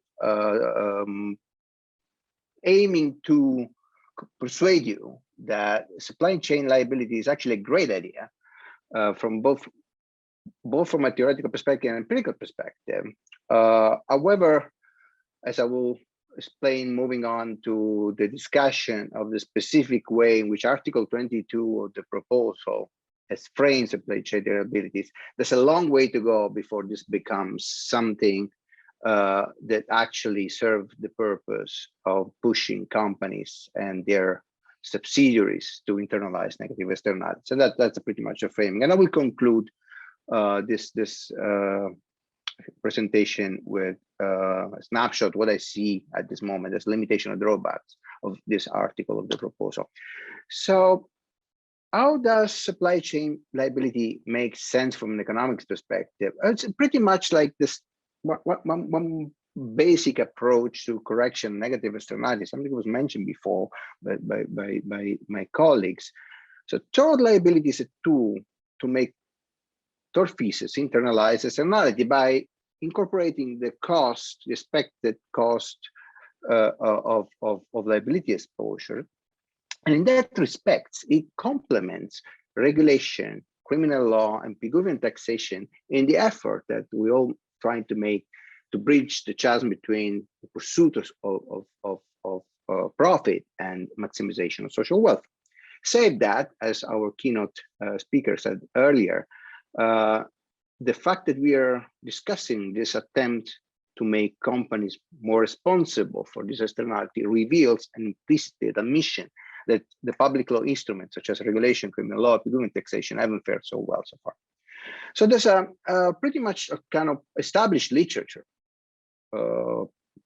persuasively arguing that limited liability undermines the working of tort liability as a tool to correct negative externality. And the reason is simply that if limited liability corporations have not sufficient net worth to pay for liability exposure, they will not be deterred. They will not internalize the social cost.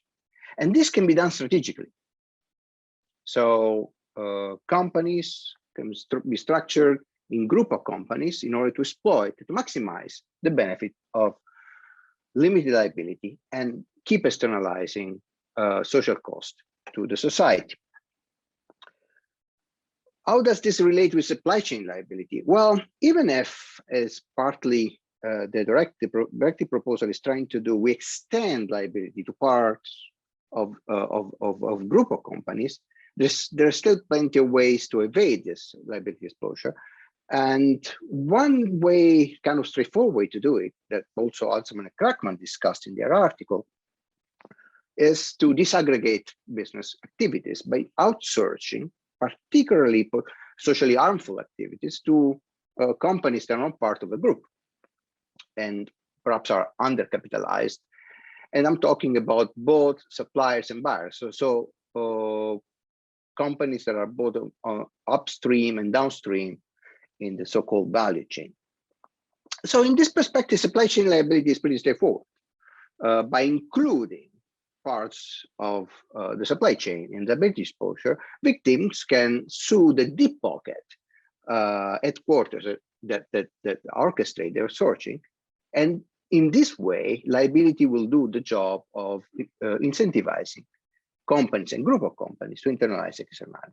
Now it works beautifully in theory, but we don't know whether this makes any sense in practice, whether actually by imposing, as been suggested before, by imposing this kind of complicated machinery behind supply chain liability, we are only creating a further administrative cost for companies. Well, it turns out that the strategic behavior that I've described is borne out by the empirical evidence. There are two very recent papers. One is the first one was just published a couple of months ago in the Journal of Finance that revealed that companies do use subsidiaries strategically to minimize exposure to liability for social harm. This AK and Apple, the limits of limited liability, Journal of Finance, they have exploited Supreme Court clarification of in the United States of whether and to what extent parents are liable for the environmental harm caused by subsidiaries as a natural experiment.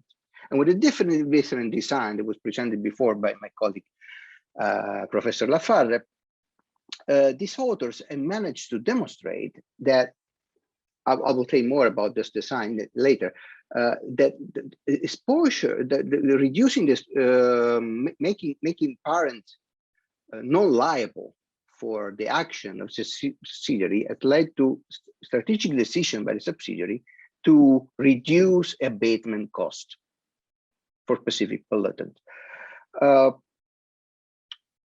And this reduction has been substantial, ranging from 5% to 9% on pollutant emissions by all the subsidiaries covered by the natural experiment.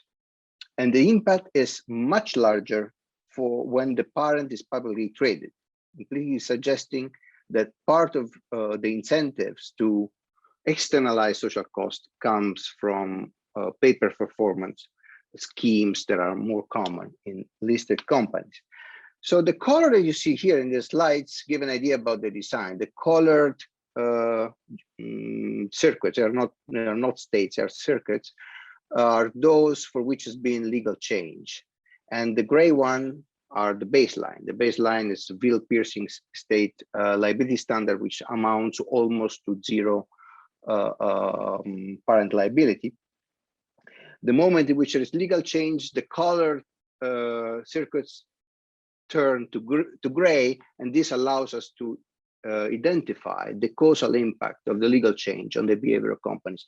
And on the right side of the slide, you see a normalized plot of the level of emissions for the subsidiaries that suddenly become unexposed to parent liability. You see that the emissions have increased substantially. The second diagram shows how steeper is the impact for publicly listed companies. So this is something serious going on here.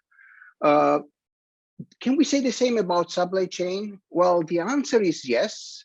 There is a working paper, not yet published, actually a job market paper that was presented actually at Thomsen, that's why I know about that, that reveals that companies actually use the supply chain with the same purpose. There's another lateral experiment that's been exploited. Again, unfortunately, is very often US experiments that are used in the literature, both because of some biases in where the journal published, and also because there is a lot more availability of data, but similar design, difference in difference, and using the designation of carcinogen by US federal authorities. Well, this designation reveals two things: that tort liability works because individually companies increase abatement effort and cost.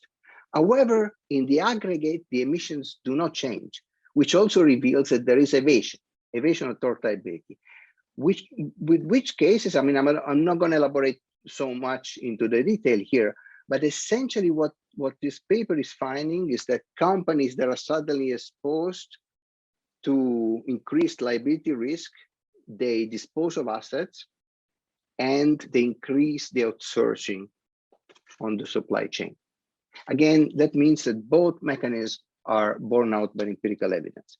And this is one of the main regressions of this paper. And I can elaborate on this if there are questions. How does reflect on the proposal to establish a supply chain reliability? So what that suggests, and I hope I have persuaded you that in principle it's a great idea. And it's a great idea to attract as many groups of companies as possible to this liability, apart from what Paul Davies said before, that in fact, because the third country companies operate through subsidiaries, this is probably not going to work very well. But assume for a moment that it works. The the companies within any group of companies will be liable for failure to identify, prevent, or mitigate, bring an end, adverse human rights and environmental impacts. Forget for a moment the challenges that have been discussed before about making this concept concrete. The point is, how is liability defined by Article 22 of the proposal? It is defined in a somewhat straightforward way for subsidiaries of companies that are in scope, because the reference of the definition of subsidiaries is based on the Transparency Directive concept of control undertakings, namely, so companies that are controlled by way of majority of voting rights, or majority of appointment rights, or dominant influence. But things get tricky when it comes to defining established business relationship in the supply chain. So there are two kinds of contractual relationship: a direct contractual relationship for which a number of obligations with a little bit more concreteness can be established. But in terms of indirect contract relationships, there are only two obligations, which are essentially contractual cascading, so extending the compliance with the company's code of conduct to indirect partners, and a mechanism to verify compliance with the cascading. Both lend itself to what, as was mentioned before, to box ticking, because by doing this, a company can easily escape liability for all indirect relationships, unless, and that's the strange thing of this formulation, unless there is evidence that it is unreasonable to expect the contractual cascading or compliance verification are adequate to implement due diligence.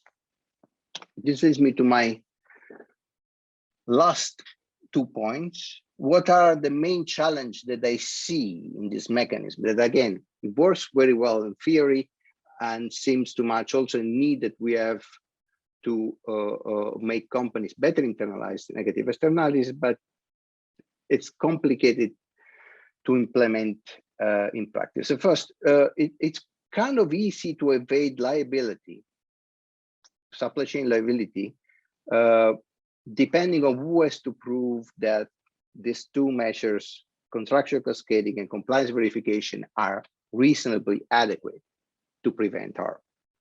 This is a matter entirely out of the directive, because there is recital 58 that explicitly mentioned this is a matter for national law to decide. This will lead to a lot of variety and a lot of scope for regulatory arbitrage between different jurisdictions, depending on the approaches being taken. Similar point that was mentioned before, what kind of liability are we talking about? Is it strict liability, is it vicarious liability, joint and several liability? Again, the directive is silent on this. It matters enormously, and different choices by national law will lead to several opportunities for regulatory arbitrage. Second point that I would like to make, and with this to conclude, the empirical evidence reveals the supply chain is used strategically to minimize exposure to liability risk. But this is a problem, because if we change the exposure of companies to liability risk, this may increase the distortion of a fundamental business decision, which is make or buy. Here is, you see in the slide, there are the renders of oil tankers. Does a company, is it more efficient for a company to deal with one oil tanker or with a fleet of 8 tankers? This should be a decision based on transaction cost, economies of scale, and a number of other business considerations. But if we tamper with it, with liability risk, the decision risk to be determined by the exposure of liability risk, because we have seen also from the data, the company takes liability risk into account. So the grand goal of making this supply chain liability right should be to make companies indifferent between structuring their supply chain in a way or another, regardless of the liability risk they face. Thank you very much for your attention, and look forward to questions that are actually can be coming to that, right? Let me stop sharing. Thank you so much, Alessio, and thank you to all of you. We're pretty much on time, and we'll have plenty of room for questions. So let's see, is there, first of all, does any of you in the panel, or Paul, of course, want to circle back to anything in particular before we move on?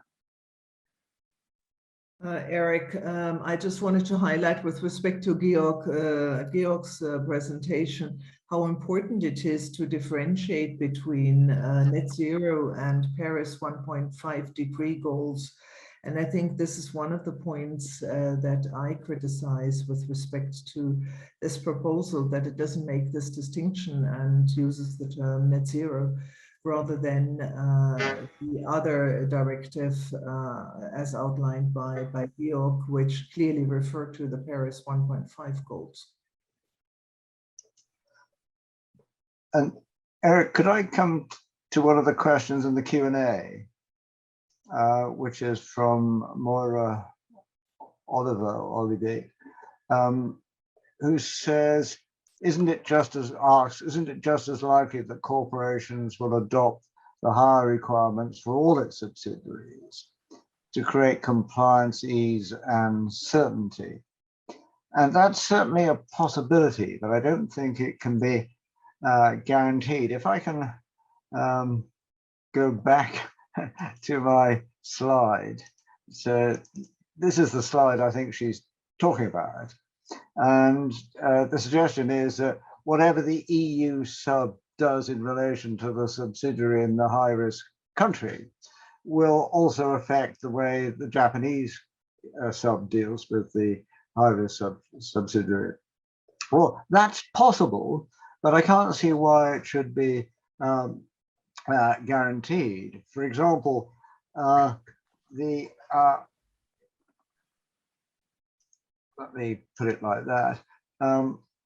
The group might decide not to supply the EU sub from the high-risk country at all, and to drop out of that market in the EU from the EU subsidiary, but to supply the market instead from the Japanese subsidiary, supply the EU market from the Japanese subsidiary.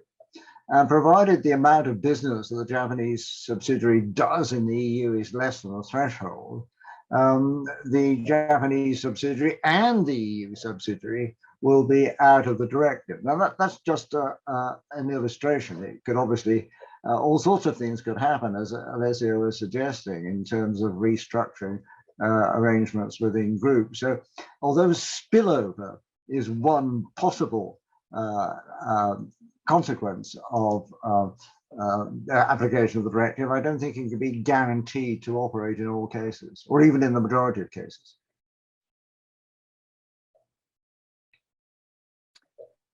Thank you so much, Paul and Moira. I hope you're satisfied with the answer. Otherwise, just come back to us. Erik, yes. Could I put a short question to Paul? Actually, when you went through the scope of the directive and showed us this slide with the different size criteria, you left out the fact that in the definition of companies, there is a long list in Article 2 of financial institutions that I guess fall outside this, or maybe not. Do you have any reflections on the fact that in a directive on due diligence, you include institutions like pension institutions, reinsurance undertakings, central counterparties, and whatever? It's a very, very long list, and I must say I find it a bit surprising, and also from a regulatory perspective, hard to imagine how you include the kind of the kind of obligations that the directive puts forward here or proposes for these kinds of institutions. Do you have any reflections on that, Paul? Only very limited ones, Rolf. I must say, when I started reading that definition of a company, my heart sank.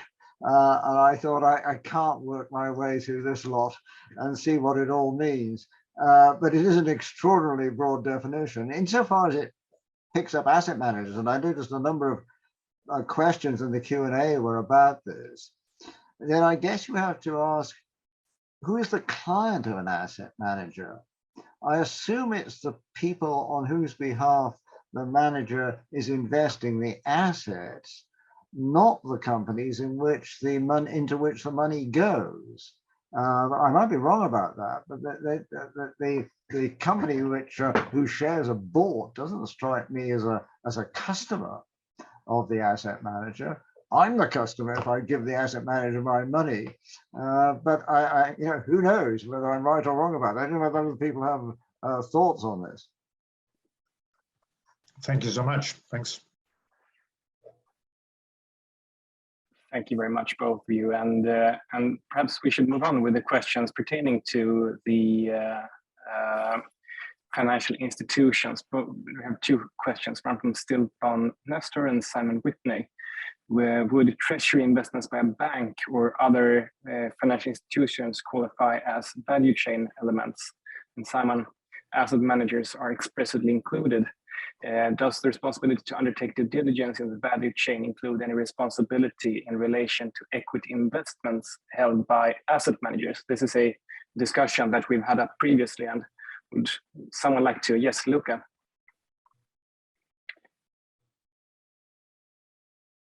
Sorry, I had raised my hand before you went to the questions from the two. So, okay. Does anyone have a thought on these questions from Stilpan and Simon?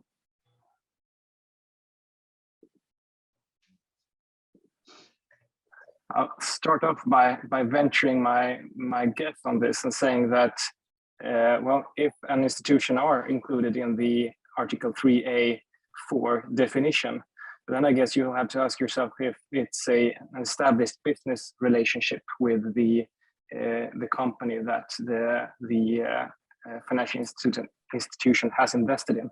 And if that is the case, I haven't found at least a exception from this in the directive. Perhaps someone else have, but then it looks to me like it's actually included in the value chain and should be treated as a part of the value chain. Someone has another interpretation of this, I think we'll be happy to hear about it.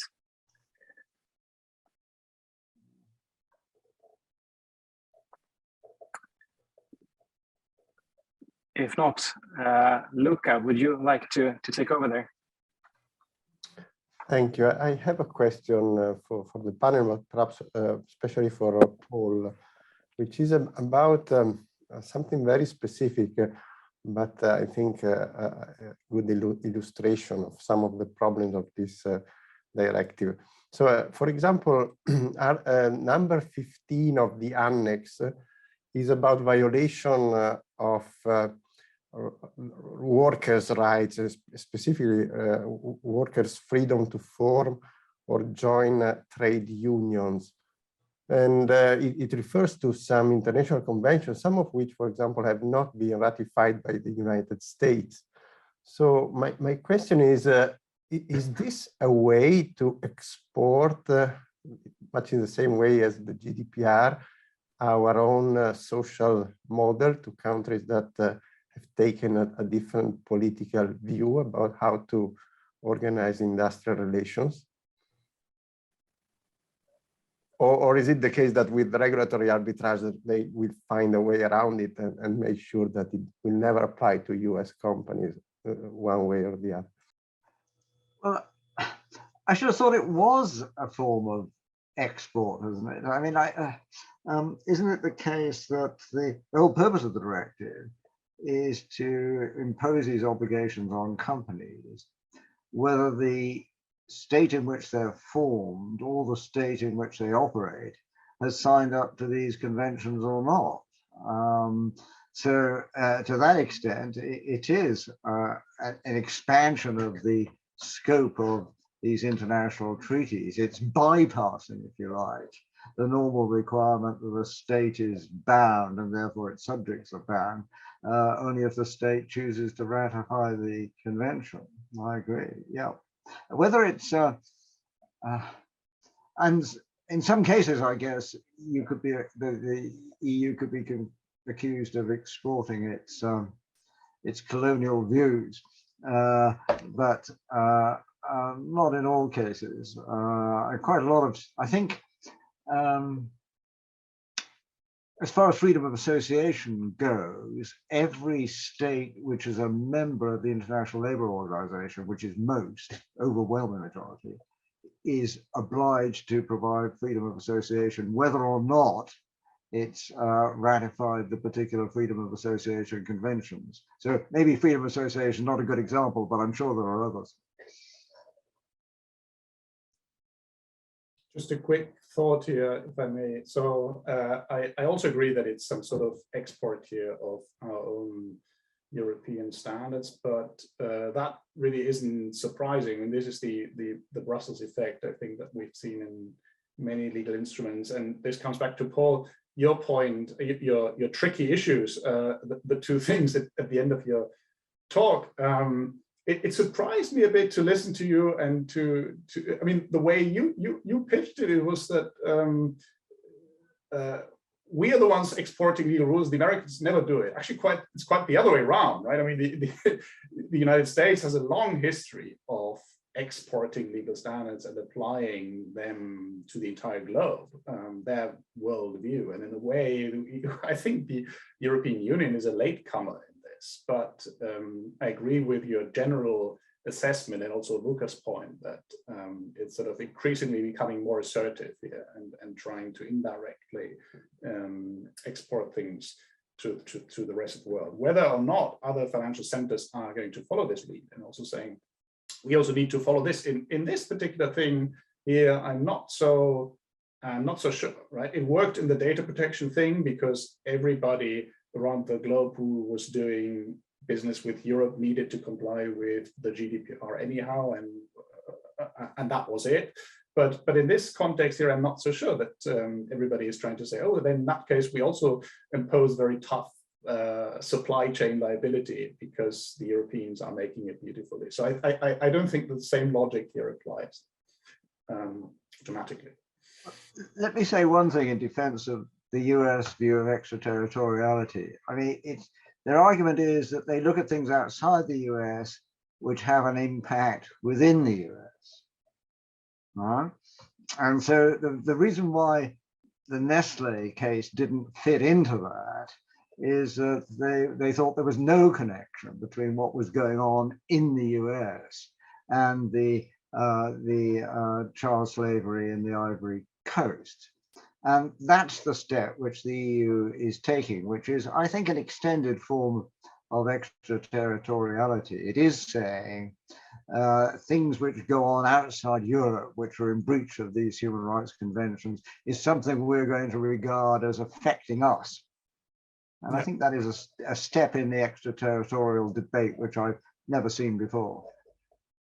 Well, except that, you know, the argument is if it's in the supply chain of a European company, then it sort of does affect us. I mean, that's the argument in defense. But of course, it's the question of where do you draw the line, right? The supply chain could be limitless, of course. Thank you so much. Let's give the word to Tom Gosling, who's posed several questions in the chat. Yeah, thanks very much, Erik. I'll perhaps just ask one of them, which Paul, you talked about one of the challenges being this balance between reasonable and adequate, and that's going to be something, it seems to me, that draws courts into an area of quite political decision making. And I'm wondering whether you've seen precedent for that in the area of corporate law, and perhaps a question for Anne related to that. In that regard, and that drawing of the courts into politics, what has the experience been of the countries you identified? I think it was Netherlands, France, Norway, Germany that have had this sort of thing in place already. Would Anne like to go first? Yeah, sure. Yes, So please. Yes, thank you, Phil. So maybe very briefly, the only country that already has some experience is France, and I think the last major development was in December 2021 that the civil court was allowed to rule on the court case instead of the commercial court.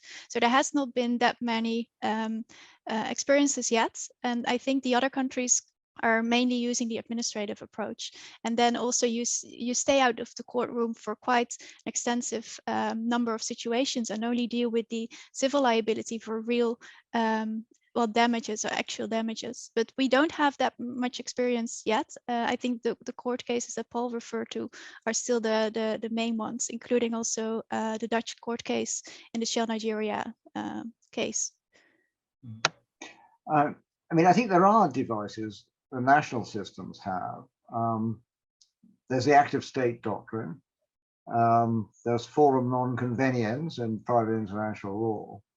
The point I was trying to make was, I don't understand, it's not clear from the directive whether any of these techniques are actually available under the directive to supervisors or courts.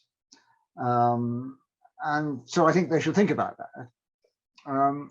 The US Supreme Court in the ATS cases often invites the US government to intervene in these cases. So in the Nestle case, the US government intervened on the side of Nestle and said, for heaven's sake, this company is helping us in our program in the Ivory Coast. If this litigation is allowed to proceed, it will undermine cooperation between companies and governmental activities. Now, one doesn't know what impact that has on the court, but it was probably quite significant. I don't know whether there's any possibility under the proposal to do that sort of thing. Thank you. Tom, I think we have time for an additional question from you if you would like to. Okay, yeah, and so I mean, this is maybe for George, but this point about adopting a climate policy, I mean, it seems to be one of the important differences between the two directives that you highlighted, is that one requires reporting on a climate policy, but the Diligence one actually requires the adoption of a plan, which seems to me a bit different. And that really brings into focus this problem about what does it mean to have a Paris-aligned plan. And it seems to me that this might, from a legal perspective, throw into the limelight kind of science-based targets and give them a much greater prominence than they're probably capable of bearing in terms of their kind of rigor. I just wonder about your views about, in practice, how a company is going to deal with that. No, that's definitely a good point, right? I mean, it's going to be a separate document, and they're going to be a separate policy instead of just reporting on it amongst several other things. So it will have a certain prominence, right, in corporate policy making. And as I outlined, there is what I call step 2 and step 3 escalation steps, sort of building up on it. So even though I don't believe that those 2 steps will have great teeth, I still believe that the whole thing will focus policymakers' decisions much more on the Paris Agreement. So in that way, you're certainly right. But I'm still taking the view that at the end of the day, it's going to be a lot of ink that has been spilled on this. And question is really, you know, what additional benefit will there be on top of reporting obligations that already exist, and on top of investor demands that are there. Right? So I believe that the additional benefit will be slim, and then you know, you may wonder, you know, whether the legislative and regulatory resources that we spend on all of this and our time discussing this might not be better invested in a more forceful use of legislative power, you know, in the way that I've outlined, standardizing, simplifying, comparability, all of those things. I think this is where the European Union could really make a difference. But isn't it, George, when you have to provide a plan, then you are subject to much more risks because you lay out a plan, a certain timeline, a certain goal with steps, and you're being held to your plan. That is the purpose of it. Reporting, you can report anything, but once you're obliged to create a plan, you have to be much more concrete. And I see it in France, the impact, since I sit on a board in France, the impact that the plan creation has, yeah, not in the climate area in our case, but in the value chain area. And I think the impact is tremendous if you go this route. It perhaps lacks clarity, and it certainly entails risk of liability. But if we want to be serious about sustainability, I don't see so many other ways. Okay, well, that's good to hear that, and that's a very positive contribution from the practice that you can bring to the table. And it's good to hear that it does make a difference. But would you say that the plans that companies are drawing up voluntarily already are any different from the ones that are being asked for by this directive here? Well, France takes a very different approach in comparison to Germany. They really do blaming, public blaming, yeah? And the authority in charge is really following up. I can tell you that we are struggling to meet all the requirements, and we do everything to get there. Yeah. So I think it gives a whole new impetus if you have the plans. Okay, fine. Did you want to come in? Yeah, maybe to add to that, I think, sorry. Yeah, so I think that this whole discussion then comes down to laggards versus leaders. So you want to, with a legal obligation, impact the laggards, not the leaders. And the leaders are already either forced by market forces and institutional investors or taking out themselves. But you don't reach all companies with institutional investors. But yeah, that's my thought. Thank you, What you're referring to, Anne, is really the general conflict, which I highlighted, many others highlighted, between the new ambitious sustainability goals and our general drive for profitability and return. And we'll have to see whether these laws will sort of break the power of the institutional investors and in general the shareholders, because they will really have to shift their mind with respect to profits. At least they will have to accept that profits may come later and that certain risks also avoid downside potential for the firm in financial terms. But that is the core conflict. And isn't it going to be difficult for a company to produce a very firm plan? Because there are so many moving parts in this area. I mean, if you're an oil company and you think that the government is going to ban the sale of oil in the next 2 decades, you could say, well, we don't need to have a plan because our market is going to disappear. It's likely that regulation actually won't go quite so far, but unless you know what government is going to do, unless you know what your competitors are going to do, what your clients are going to want. I mean, it seems to me that the plans that are produced are going to be pretty tentative, really, and require frequent revision. So it may be difficult to attach significant sanctions to them in terms of directors' remuneration because of the way they're necessarily formulated. I don't know what to think about that, Georg. This was exactly my point, right? That they, I mean, picking up Guido's point from earlier, the legal targets themselves are already vague. The companies' individual plans in light of those legal obligations will be even vaguer, and then, you know, directors' remuneration is then the third level. Yeah. Subject to those requirements, these additional caveats in the text of the directive will be 10 times more vague. So this is why I expect not to come a lot out of this additional step. Yeah. Yeah, but then we also have to take into account the massive growth in rating companies of all types, which also rate your ESG or sustainability goals. They rate whether you provide a plan, they rate whether you adhere to it, they rate your seriousness. And this is a real struggle to comply with their boxes that have to be ticked, which takes a lot of time, which may at times be unreasonable in relation to the goals to be achieved. But they do create pressure. And we all talked, I think, about reputational risk, which is really a driver for all the companies. And reputational risk comes whether the organizations that rate you or the NGOs that attack you are in any degree serious or not. They can still create reputational risk.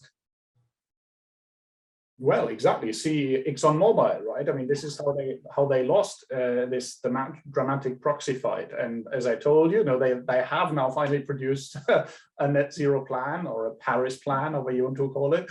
And I'm sure that the investors will not be satisfied with it. So they will have to upgrade it and complement it further, so that there is demand in the market for this sort of information. I'm not denying that. I'm just asking the question, what this simplistic formulation in the directive really adds to the debate already basically in the market. But I'm happy to hear that there are positive psychological effects to it, and that may be a good justification itself.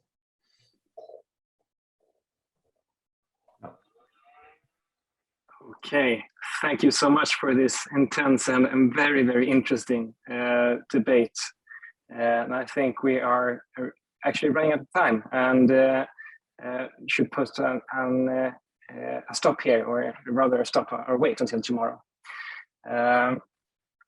So thank you everyone who has participated today, and of course especially large thanks to Rolf and Paul for giving us excellent briefings and orientations on the proposal, and of course to the panelists for your insights and making this very technical and dense regulation much easier to understand. And I have promised in the program to try to give a summary, and it's not easy to summarize such a high-level discussion, but I'll try my hand anyway on just highlighting a few of the main themes of the discussion today. First of all, it seems fairly clear that all agree on the importance of the problems that the draft seeks to address, and none of today's discussion has been on the usefulness or the importance of forceful actions against climate change, or on the enforcement of human rights, and whether they are needed, and if this is a high priority on the global political agenda. However, and especially bearing the importance of these goals in mind, there are issues with the draft directive that needs to be addressed, or that seems to be in need of addressing, such as how to ensure a level playing field for European companies and third country companies, as Paul talked especially about, and how financial companies should be affected by the directive, if at all, as some of the questions were about. And in addition, the way in which the proposal makes several international conventions that traditionally have been applicable to the relationship between states into European private law, that's something that needs to be followed up, it seems. And I think a common theme for the discussion today has also been that there are several central definitions that are very vague, and other terms and key concepts that aren't even defined at all. The former group includes definitions such as established business relationship, severe adverse impact, and appropriate measure, all as defined in Article 3, and all of which have bearing for the entire directive. And the later terms such as indirect business relationship, something we didn't talk much about today, but which seems to be of central importance in understanding the limits of a company's value chain and responsibilities under the directive. To this, we have also added some articles which on the whole seem to be somewhat unclear in the reach. One is Article 22 on civil liability, like Alessio talked about, which almost seem to give strict liabilities for any economic damages caused by a direct or indirect business partner if the company has not fulfilled its obligation according to Article 7 and Article 8. And another one, like the one Georg talked about, Article 15 on climate plans, where the phrasing suggests that a company should only focus on emission reductions to the extent that climate change may pose a risk for the company, which kind of defeats the idea that regulation should work on to internalize externalities like Alessio mentioned. It also seems slightly unclear on what to do with this climate plan once it's adopted, even though, as Daniela has pointed out, this is a very important, or could rather be a very important tool in combating climate change. Tomorrow, we will continue discussing the parts of the proposal we have not touched that much on today, namely the parts on climate remuneration in Article 15 and directors' duties in Article 25.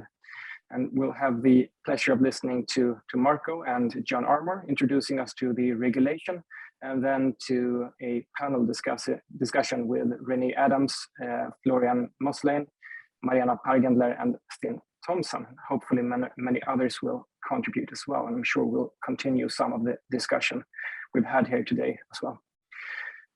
So again, thank you very much for today to all of you, and we're looking forward to continuing this fruitful discussion tomorrow.